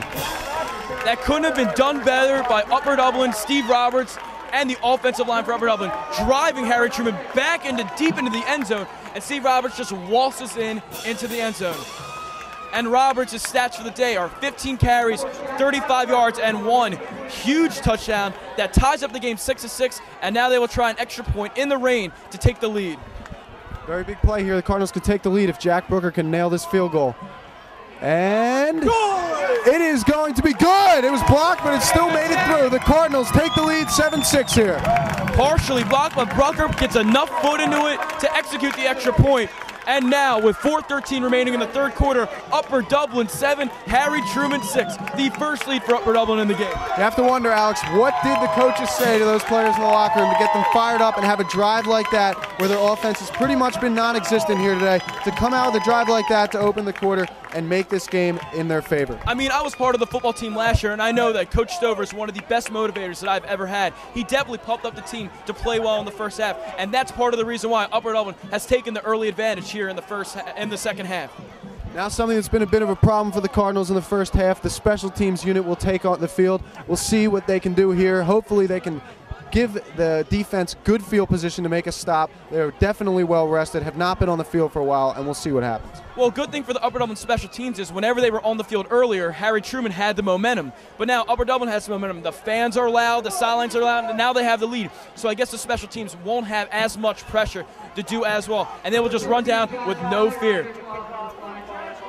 Kicking off for Upper Dublin is number 15, sophomore Josh Glider. Glider signals to the officials that he is ready. His teammates are ready. And here it comes. The kick is off. It's a squib kick picked up at about the 35 and is taken by Harry S. Truman out to around the 46, 47-yard line. Not the kind of position the Cardinals defense wanted to be faced with, but they are well rested. They didn't give up any points offensively in the first quarter, and we'll see what they can do here. And now it is starting to downpour. The rain is definitely going to take away to the conditions of this field. This is going to be a run and pound it down the middle of your field and your defense battle. It's going to be interesting to see how Harry Truman, Upper Dublin play now since it's raining and the conditions have changed. So they're going to have to go to a different page of their playbook. Definitely you have to think this might favor Upper Dublin with the lead. Sloppy football could be something that could happen here, and Upper Dublin with the lead would benefit more from that than Harry S. Truman would. Yeah, but Upper Dublin is also quick, and with the ground game, you can't cut as much. That's going to hurt Upper Dublin. And Harry Truman also has the size. They could just jam it right down Upper Dublin's throat. And if they could do that, Upper Dublin has no chance. But Upper Dublin has gone against all odds and has stood up to the challenge of Harry Truman's size and just made a great play on defense that will leave second and long. Upper Dublin's defense now looking to expound on that last play. They are being faced here with a 2nd and 12 by Harry S. Truman. The ball is on the Truman 43-yard line. Truman has called the play, and they're getting set up. Two backs in the eye. They have receivers out to the left and the right. Number 12, the quarterback for Harry S. Truman. Under center, he takes a snap. It's a nice play fake. And number 39, he fumbled the football, or did he not have possession? What was the call? He did not have possession, the officials are saying. It is an incomplete pass.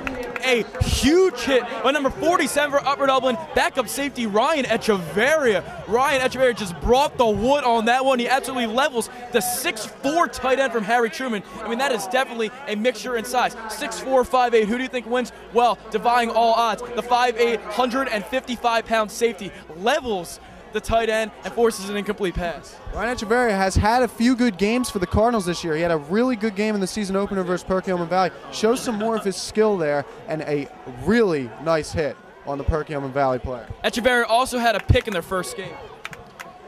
Perkiomen Valley will now look to respond here. And great job there by the Upper Dublin defense to jump a little bit, throw the Harry S. Truman offensive line off, and a false start will be called.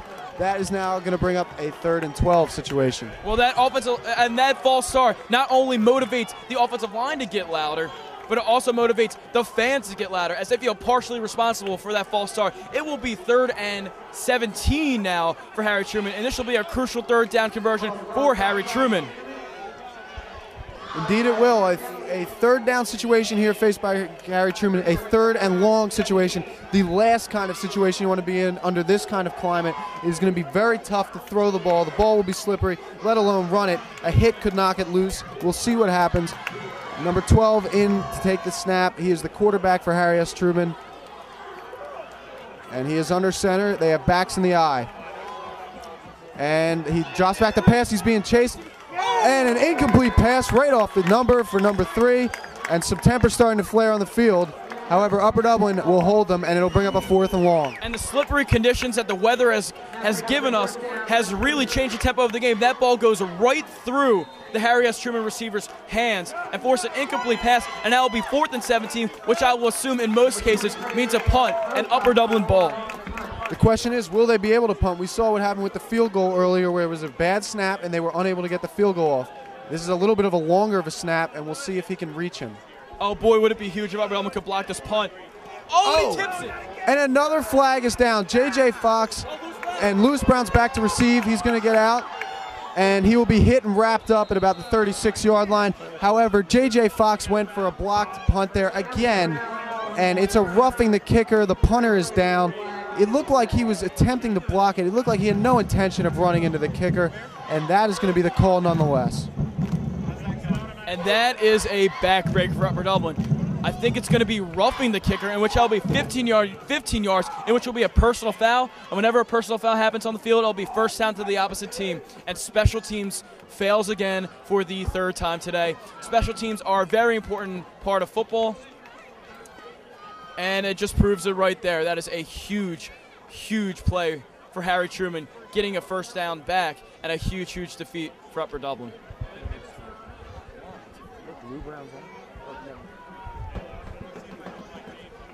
This has got to be a little demoralizing here for Upper Dublin. A great stand there, but unable because of a penalty to remain. And there's going to be a meeting here at center field, midfield. And that play could change so much of the complexion of this game. It totally changes the momentum. I mean, now Harry Truman has a first down. They're inside Upper Dublin territory. Everything could change now. You got to think Harry Truman down 7-6. It's their first road game. They may be a little jittery. This is what will release those jitters, being down in this kind of a game. Tough conditions here, but a break like that may be what they needed to get themselves the lead back. I mean, Upper Dublin coaches definitely can't be pleased with two roughing the kicker penalties. I mean, usually they'll be upset with one, but two. Upper Dublin's defense picking up where they left off, however, a nice stop behind the line. I mean, and despite Upper Dublin's special team misfortunes, the defense has stayed strong. I mean, in the first half, they were doing the bending but not breaking, giving up yards, but now they are absolutely shutting them down. That was Ray Crane's 4th tackle of the game, and there seems to be a player down for Harry S. Truman.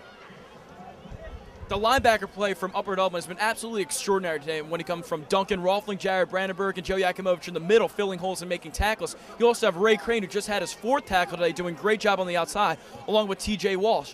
Crane also has a partial sack and has deflected a pass today. He has had an all-around great game. And Walsh, who has had 3 tackles on defense, also has 2 catches on offense, and his multi-dimensional aspect in this game has really played to the huge advantage of Upper Dublin.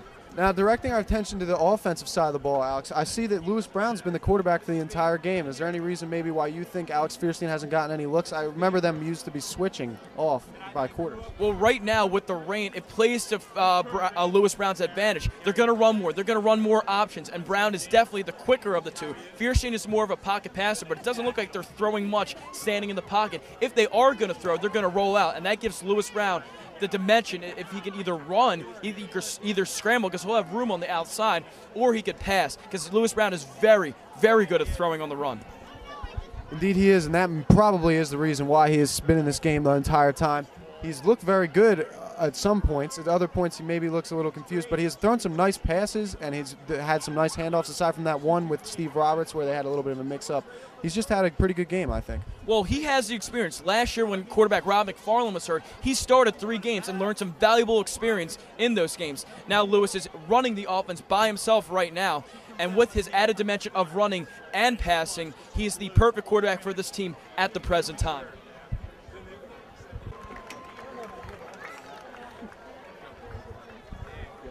We're back with some second half action here in the third quarter. There is 2:36 left to play. Upper Dublin leads this game 7-6. We're back from an injury timeout, and Truman still maintains the ball. It is a 2nd and 10 here on the 47-yard line of Upper Dublin. And Truman's multi-talented number 3, who's been splitting out at wide receiver and at running back, was taken off the field. That could be detrimental to Harry Truman's success.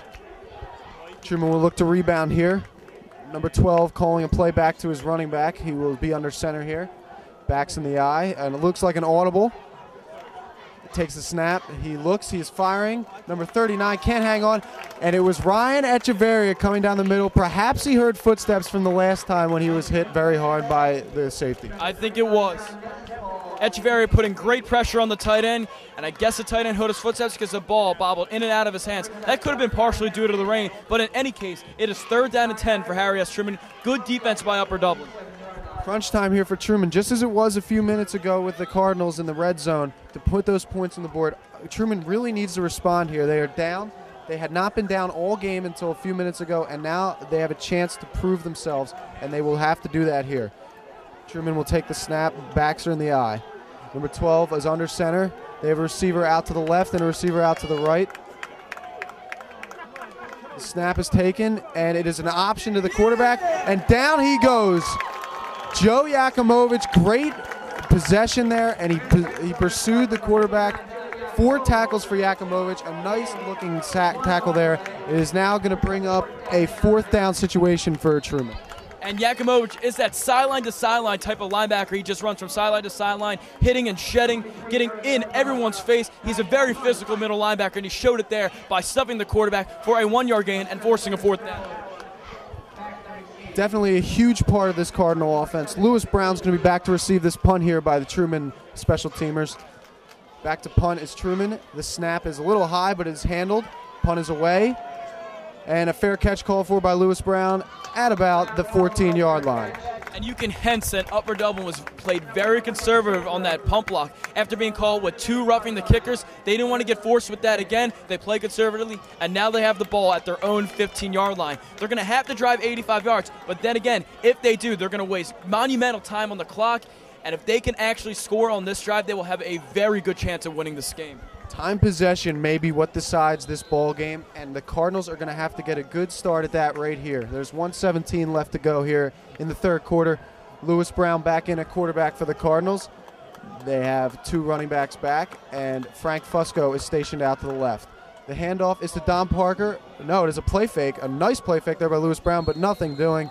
He is dropped at the line of scrimmage. No gain for Lou Brown. Not sure if that was a play fake, but it could have just been a miscommunication. In any case, it was a no gain, so no harm really done. It is 2nd and 10, and that will waste time on the clock. 2nd down and 10 from the 15-yard line for Upper Dublin. Time just ticking off right now as Brown runs to the huddle. Has to be the Cardinals' goal right here to drain as much time as they possibly can, regardless of what they get on this drive. They just want the clock to keep ticking. With Upper Dublin trying to run the ball and waste time, it's going to make this game very physical, and Truman's got the size, but Upper Dublin is very strong too. They are very deceptively strong and big inside. Lou Brown under center, he'll take the snap. The hand is off. This is to Steve Roberts, and he is going to get nothing. He is met right at the line by Truman, and down he goes. Truman's defense really stepping it up here. They know they need to have a big drive if they are going to stay in this game. Well, Truman piling on Roberts after he's tackled, and that could be considered a personal foul. That is not allowed at the high school level or the college level. I'm surprised that the referees did not see that. They're going to let time run out here in the third quarter as the clock ticks to 0. It is going to be a 3rd and 8, a 3rd and 9 situation here in the fourth quarter. The ball is going to be on the Cardinals 15. The score is Upper Dublin 7 and Harry S. Truman 6. A great third quarter all around for Upper Dublin. Scoring, not letting Harry Truman score, driving down the field and holding Harry Truman's offense. A job well done for Upper Dublin, coming in from halftime and absolutely dominating the third quarter. If they do the same in the fourth quarter, we should be looking at an Upper Dublin win once the clock strikes all zeros. Defense is playing great this third quarter. I mean, its offense is starting to shaping up a little bit. It's all about the defense. Hold them now. No touchdowns. They're up 7-6. Should be a great fourth quarter. Very excited for the fourth quarter, and we will come back momentarily with Upper Dublin has the ball, 3rd and 10 on the 15-yard line, and we are entering the fourth and final quarter. We have 3rd down and 10, and they're running. Howard S. Truman will get the first down. He breaks tackles, and he rumbles, and he stumbles to the 35-yard line, and an Upper Dublin first down. Huge run by Chris Howard. One thing that Upper Dublin has not been doing very much today, they've been trying the east to west type run. And now it is 1st down and 10 at the 35-yard line. Chris Howard just had a great 15-yard run. It looks like Upper Dublin has drawn Harry Truman off sides. 5 more yards, wasting more time. 2 great starts for these Upper Dublin Cardinals. Chris Howard with the great 15-yard run, now drawing him off sides, another 5 yards. This is exactly how these Cardinals want to get ahead early in this fourth quarter, show a great lead in the fourth quarter. Now, Steve, I have a question for you. With this game in its position right now, with the conditions, who do you think best suits this offense for Upper Dublin at the running back position, Chris Howard or Steve Roberts? I mean, if you get Roberts running up the middle, like he has not been running up the middle very much today. You start getting him do some power drives, I think he can be the go-to guy. Chris Howard just proved himself in that beginning of the fourth quarter that he could be the guy to go to. I agree with you too, but Chris Howard has that quickness that can get through miniature holes in the line and break them for big gains. Now we have 1st and 5 after the offsides for the play. They're running a sweep to Howard. They're running a sweep to Howard. And he breaks a couple tackles as he runs forward for a 2 to 3 yard gain. It will be about 2nd and 2 at the 43-yard line. Good run by Chris Howard. It looked like he had a hold of the outside, but he decides to cut it back in, plays a little bit conservatively, and gets a 3-yard gain. It will be 2nd and 2. Exactly. They need these long possessions. No need to mess around. Some good hard runs, run the clock out a little bit, hopefully get a score on this possession, and go up and demanding 1 or maybe 2 touchdown lead. I am very impressed by the way Lewis Brown is managing this offense. I mean, with the messy type of play, what it is, with all the rain, no fumble snaps so far. I'm not trying to jinx him, but looks like Lewis Brown is is playing very well right now. And a flag on the play. Not sure at the present time what it is. We will find out soon. Upper Dublin with too many men on the field. Penalties have killed Upper Dublin in the past, and it looks like they have not changed for that. They've been good all game, only with a couple penalties besides special teams. But too many men on the field is not a smart penalty, taking him 5 yards back. Looked like it was Frank Fusco who came on the field. They did not need that wide receiver slot. I mean, they had the 1st and 5. Now it's back to 1st and 10. Actually, 2nd and 10. It's a loss of a down. So let's see what these guys can do with this. Again, not a smart penalty, but Upper Dublin just has to grind this out. One more big run could be huge. Even though it's early in the 4th quarter, one more big run will extend the clock timeout. I mean, Harry Truman will not have time to score another point since they are down. He's got Walsh. He hits Walsh. Walsh is running. He's at the 30. He breaks a tackle, and he's down to the 25. A great play action make by Lewis Brown, and he hits T.J. Walsh for his 3rd reception of the game. Harry S. Truman did not see that one coming. I mean, you're expected to run in these rainy conditions. Lou Brown with a great fake handoff and throws it down the field for a great over 30, over 40-yard reception there by T.J. Walsh. Notice that T.J. Walsh is the only go-to receiver today. He has 3 catches. He's nearing 100 yards receiving. Great receiving day by T.J. Walsh. That play was 42 yards for T.J. Walsh, as he now has 3 carries for 86 yards. And as we say right now, T.J. Walsh is down on the play. This could be huge for Upper Dublin. We hope that T.J. Walsh is okay right now. After 3 huge plays that has extended Upper Dublin's success in this game. Walsh was pretty much accountable for that first touchdown, and it's now gotten Upper Dublin back into scoring position.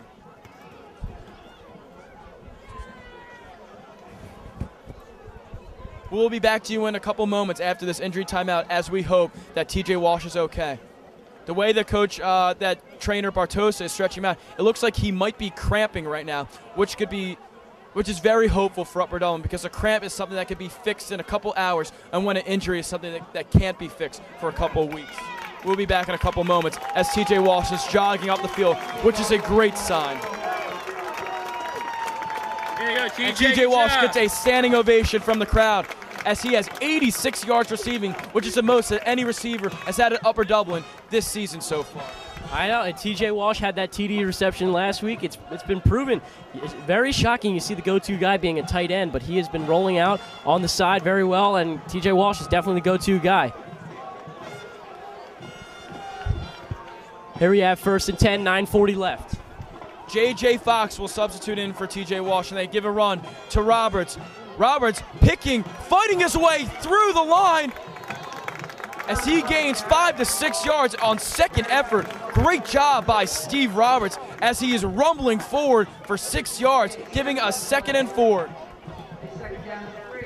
That's exactly the carry that Steve Roberts needed there. He's finally starting to go a little north to south action. He's been trying the east to west. It's not his type of style. He's a very big kid. He's a very good power runner. It's good to see that he's starting that back up. Roberts has that breakaway speed as a track star, and he's 205 pounds, so he's a load to bring down. We have 2nd and 4.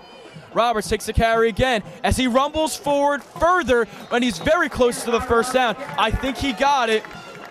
The referees are motioning towards the 1st down as Steve Roberts gets Upper Dublin another 1st down. Great run by Steve Roberts, and he is picking up the slack for Upper Dublin here early in the 4th quarter. And now look at this, penalty by Upper Dublin, and then you have the big throw to T.J. Walsh, and now look, they're within the 20-yard line. This is exactly the offense that Upper Dublin needs, and let's see if they can take advantage of this opportunity. I mean, Upper Dublin is inside the 20 again. If they could score, that would be a crushing blow to Harry Truman's hopes of winning this game. Brown turns, gives it to Roberts again. Almost hurdles a tackler, but he doesn't really have a shot as he slips and falls for no gain. Part of the reason that Roberts is getting tackled in those east to west plays, there's not a lot of blocking out there for Roberts. He's really there. I mean, the wide receivers got to play a bigger role in this blocking game for Steve Roberts to get him some outside runs. I mean, Roberts is very fast, but he's not exactly quick, and the quickness is hurting here with the rain and everything like that, so they should be focusing running up the middle. I think they're going to do that on the next play. They're also focusing on wasting time, in which they are being very successful at doing so far in this 4th quarter. as it looks like Harry Truman is putting 9 in the box right now. It's going to be tough to run with that. They give the ball to Roberts. Roberts has room as he runs over a Harry Truman defender and gains 6, 7 yards, moving Upper Dublin further and further towards the goal line and a touchdown. This is exactly what Roberts has been looking for all game. These power drives up the middle. He's proved it on this possession. Let's see what maybe he can put another one in the end zone, get 2 touchdowns for himself. I have to say, Roberts did not perform well in the first half, but here in the second half, he's played a huge role in this offense. Carry after carry, he's looking more like Jerome Bettis, running over defenders. And now you have a second down inside the Harry Truman 10-yard line. This is huge for Upper Dublin to score on this drive. Brown gives the ball to Roberts. Roberts again going forward, and a herd of Harry Truman defenders drive him back. Not good blocking by the offensive line and lead fullback Don Parker, as Harry Truman defenders were all over Steve Roberts on that play. This is the position. This is definitely the play of the game right now. We have 4th down, and it looks like Upper Dublin is going to go for it. They're not going to bring in the kicker, Jack Brucker. Instead, they're going to go for it on 4th and 2. This is the biggest play of the game. If they convert this, this could be 6. 4th and 3, 6:43 remaining in the fourth quarter, and you don't get times like this very much in high school football. This play will determine the game. What do you think they're going to go here, Alex? A run or a pass? What do you think it's going to be? It's so close, but during this drive, they put the ball in Steve Roberts' hands, and now they have the wishbone offense putting 2 blockers in front of Roberts. I think they're going to give him the ball. They give the ball to Roberts.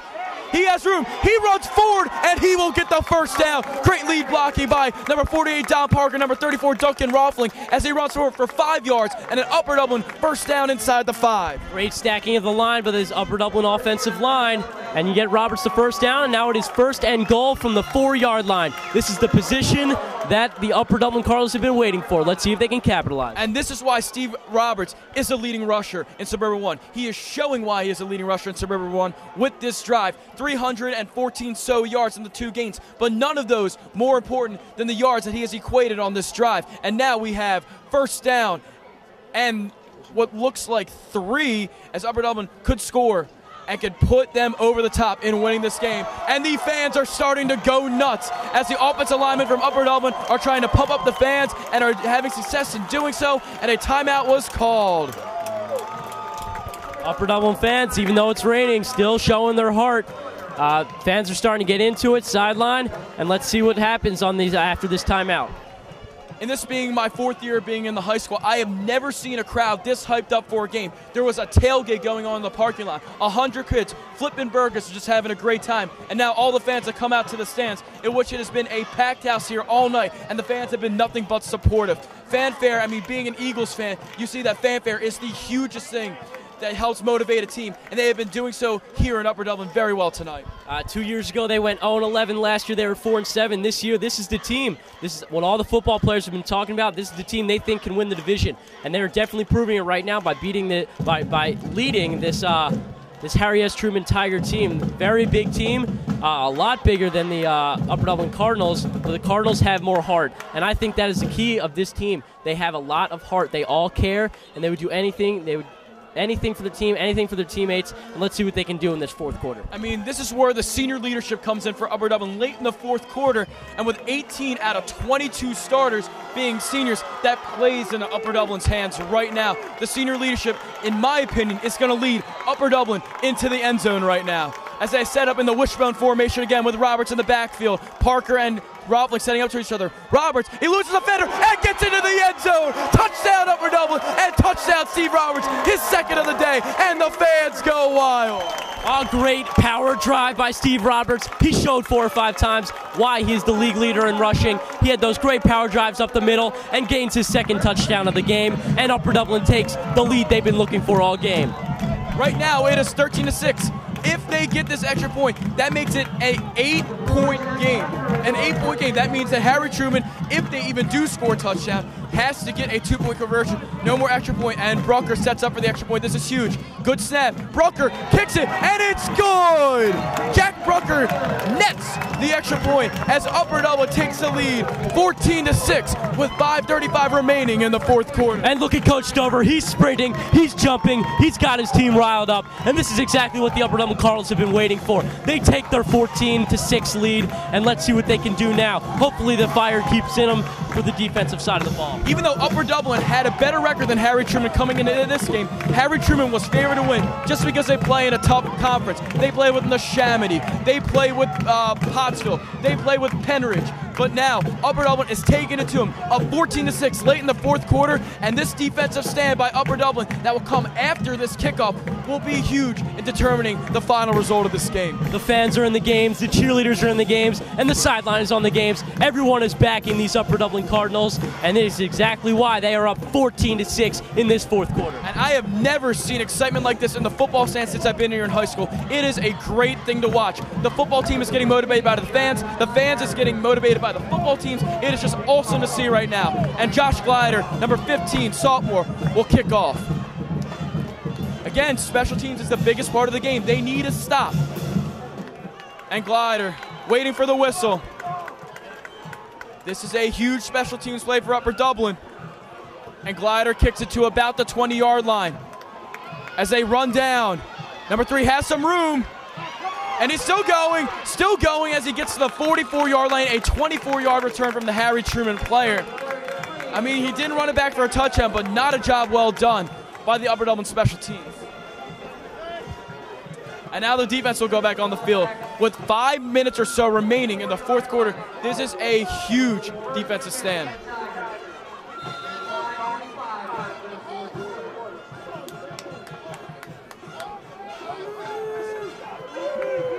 And the fans are starting to go nuts as they know the importance of this drive for Harry Truman and Upper Dublin. Well, especially for Upper Dublin, as all the fans are on their feet.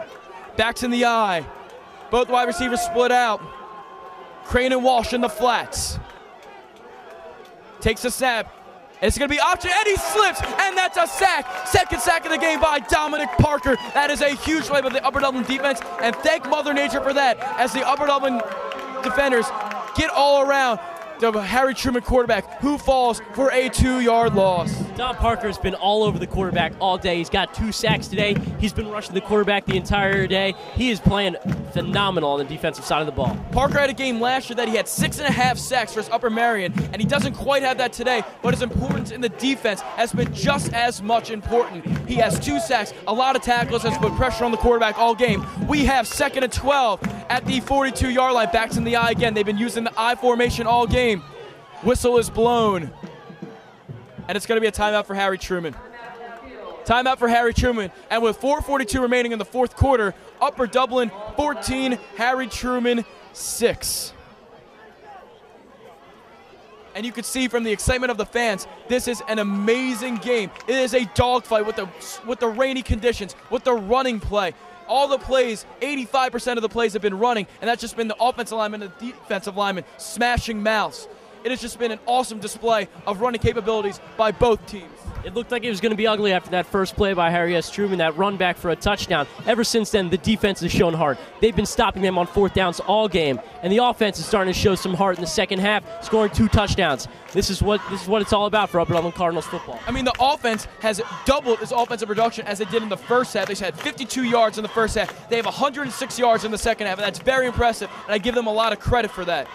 The defense, on the other hand, has basically pitched a shutout. The special teams has given up the only touchdown, and the defense has been absolutely phenomenal. Again, we have 2nd down at 12 as the fans, the cheerleaders, and the people on the sidelines are on their feet. The excitement here is contagious. And we have backs in the eye.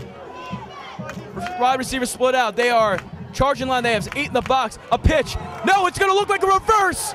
Not a reverse, a fake reverse, and TJ Walsh with a huge tackle as he nails number 32 in the backfield for an 8-yard loss. What a great defensive play by TJ Walsh. He did not fall for the fake. It was a great play by TJ Walsh, able to tackle him for a loss of about 15 yards. And that's 3 tackles and a forced fumble for Walsh, who also has 86 yards receiving. He could be our player of the game today all around because he's done an incredible job. I'm impressed that the Upper Dublin defense did not bite on that reverse fake, because I sure did. I thought it was reverse. The Upper Dublin defense sure didn't, and that had a 6-yard loss on it. Actually, more than that. It is now 3rd and 25. Make that a 13-yard loss. That is huge for the Upper Dublin defense, and it's now 3rd and 25, and it looks like a pass will come out of this. And now the fullback's in motion.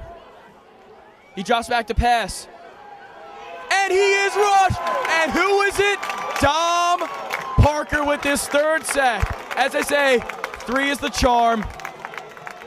Dom Parker proving why he is one of the best defensive players in the league. 6.5 in one game. He's got 3 right now. Absolutely phenomenal play. He's rushing the quarterback all day. Great play by Dom Parker. And that just shows hard from the defense. Absolutely getting through the line, putting immense pressure on the quarterback. And that will be a 4th down and 25. I could say this very honestly right now, a 4th down and 25, a job well done by the Upper Dublin defense. And now Harry Truman back to punt. Low snap. And Upper Dublin plays conservative on the punt coverage. Brown will take it. Brown has room to the outside as he slips through tackles left and right. And Brown still has the ball. And it looked like a late hit from number 75 of Truman, but no fumble. So Brown still has the ball. And it will be Upper Dublin ball at the 48-yard line with 2:56 remaining in the 4th quarter. What they have to do here is run out the clock. Exactly. Power drives from Roberts. He's been proving that power drive's been working on the last few drives. Chris Howard's shown that he can run. I mean, all they got to do is run out the clock. They've got the capability. It's all about the blocking. And they're going to run double tight end to conserve the running attack. They're going to run J.J. Fox and T.J. Walsh. They took out receiver Brandon Davies just so they could have more people at the line to block for the running backs. It'll be interesting to see who takes the carries right now. I think it'll be Steve Roberts because he's big, he is strong, and he can carry the load as he's shown with 23 carries in this game. They got 3 halfbacks back. They got fullback Duncan Roethling coming in there. Great block by Roethling, and Roberts able to get a few yards. A great lead block by Duncan Roethling right there. And Roberts actually put a hit on the linebacker and ran him back for a good yard as he gains about 3.5 yards to what looks like the 50-yard line. Good run by Roberts, good blocking by the fullbacks. And as the clock is running, 2:33, 2:32, and Upper Dublin only has 2nd down. They need to waste time, and they are doing so right now. Yep, great long possessions right here. They got to run the clock out on every single opportunity. Look for a run again here. No need to pass. They've got the upper hand in this game. And Harry Truman puts 12 in the box, even though they know it's going to run. We just have to see how they react to it. And they give the ball to Roberts. Roberts pushes forward for maybe a yard. Roberts is getting up there and carries again. Not getting close to the 200 yards that he set in the first game, but he's that much more valuable right now as he is running the ball very safely, not fumbling the ball, and wasting time. As we will go towards the 2-minute warning. Upper Dublin 14, Harry Truman 6. And after the 2-minute warning is over, we will come back to you. We will be back momentarily.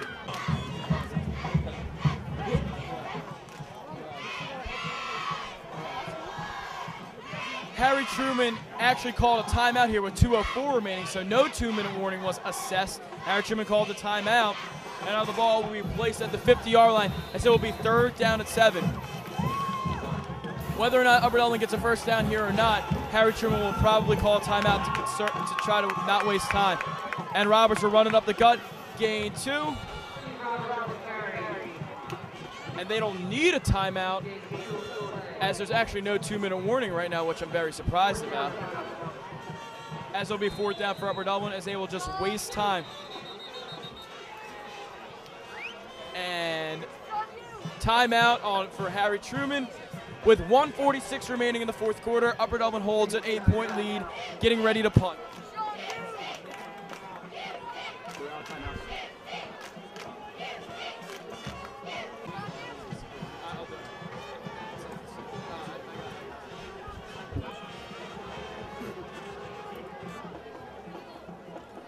And now it'll be 4th down and 7.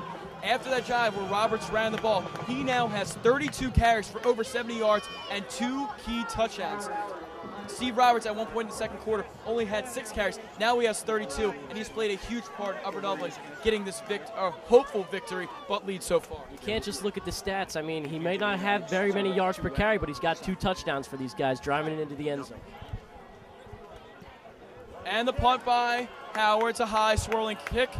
Taken at the 15, and he falls. Mother Nature, thank you. He slips and falls at the 15-yard line, and now Harry Truman, with a little over a minute and a half left, is going to have to drive 85 yards to even try to attempt to tie this game. The defense has done it all day. Let's see if they can do it here in the clutch moments of the last minute of the game. It'll be interesting to see what strategy Upper Dublin puts here on this hopeful last defensive stand. It looks like Harry Truman's going to try to pass, so Upper Dublin might load up on defensive backs here in the late fourth quarter. They don't. They keep the standard 4-4 defense in with 3 people in the secondary. Howard will take the safety position, and Brown and Goodman will take the corners. And the fans are starting to go nuts as they realize that the end of the game is nearing. It is first down and 10 at the 20-yard line.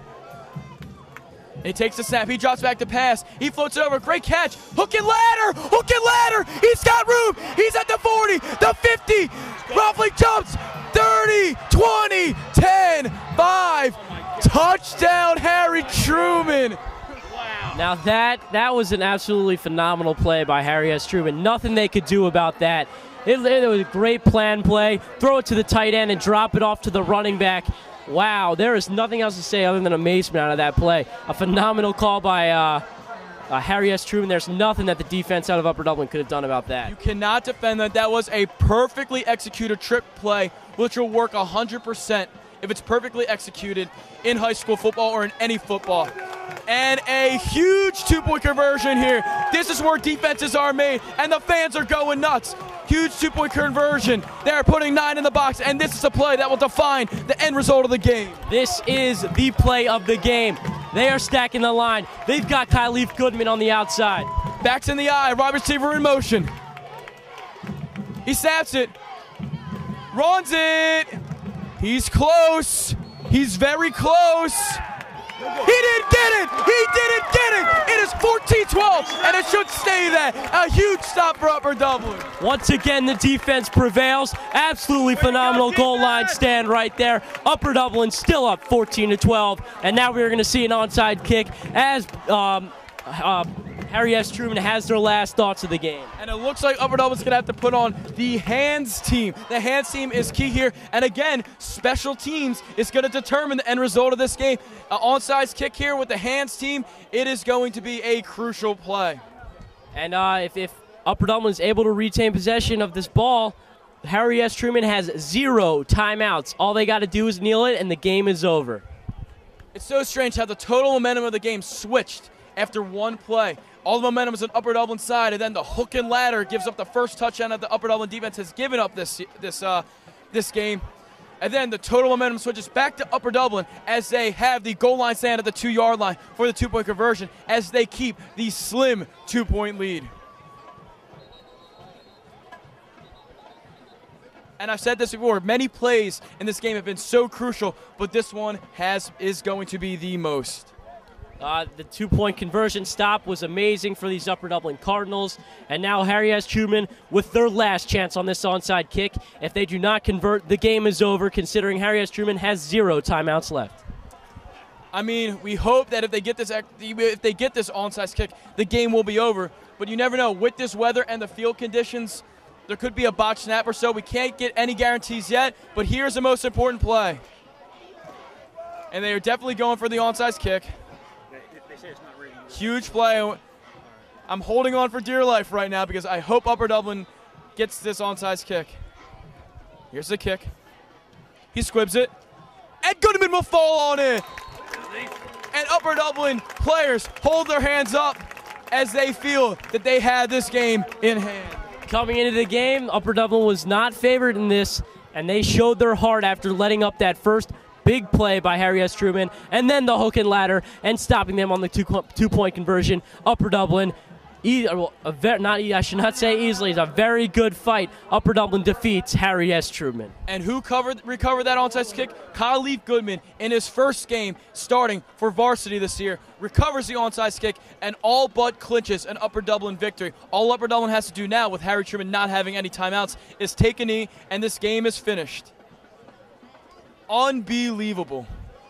Upper Dublin coming back from behind, down 6-0 at half, and absolutely taking over in the second half, taking the lead, the hook and ladder, the stop on the goal line. This game I don't see how it could be more exciting. I know, the momentum shift has been all game. I mean, started off the game, Upper Dublin thought they were done for the day. I mean, and then they fought back, a lot of heart. Then the defense played amazing, a lot of fourth down stops. Offense started scoring touchdowns, but then Harry S. Truman came back with the hook and ladder for about 80 yards for the touchdown. And wow, Upper Dublin able to stop them on the two-point conversion, and they won the game by recovering that onside kick. A phenomenal game by both teams, and I congratulate the Upper Dublin Cardinals for their victory. Well, we hope to congratulate the Upper Dublin Cardinals as there is still 124 remaining, as they still have to take knees, and hopefully they will get through this 1 minute and 24 session left on the clock as well as they can. They take one knee that will waste time on the clock, and a standing ovation from the Upper Dublin fans, as Upper Dublin will go 2-1 with this 14-12 victory against the Harry S. Truman Tigers.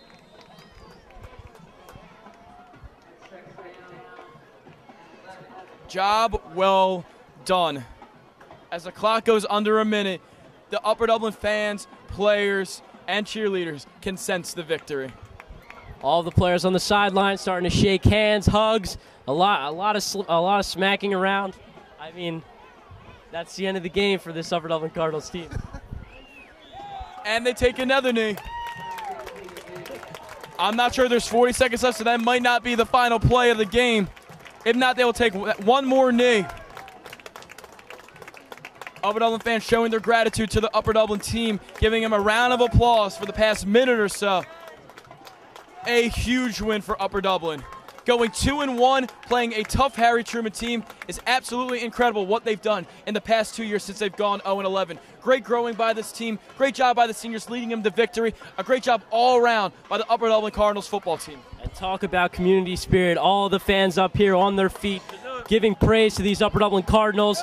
I mean, a tailgate before the game, and here are the fans really showing their pride on this Upper Dublin team as they take the victory, 14-12. Upper Dublin Cardinals beat the Harry S. Truman Tigers, 14-12.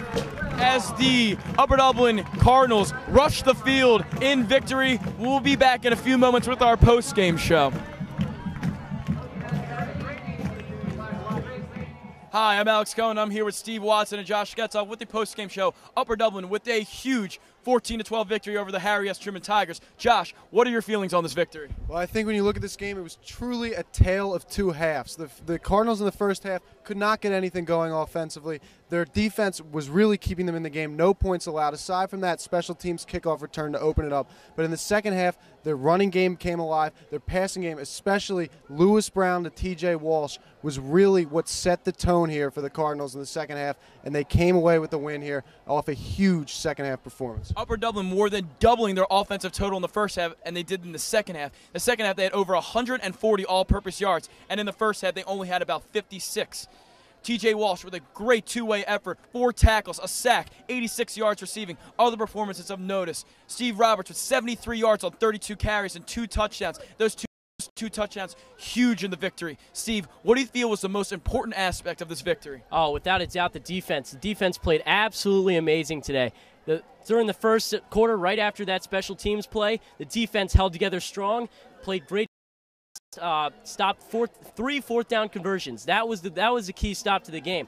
I mean, held them to 0 points until that last hook and ladder play. I mean, absolutely phenomenal play. Joe Yakimovich, great play. DJ Walsh, and I think the defensive player of the game, Dom Parker. He had 3 sacks. Great game for all of the defense today. Don Parker with 3 sacks and 2 other tackles in the backfield for a loss. Upper Dublin's defense, I got to give them full credit. They don't give up any points until the fourth quarter, until the hook and ladder that could demolish.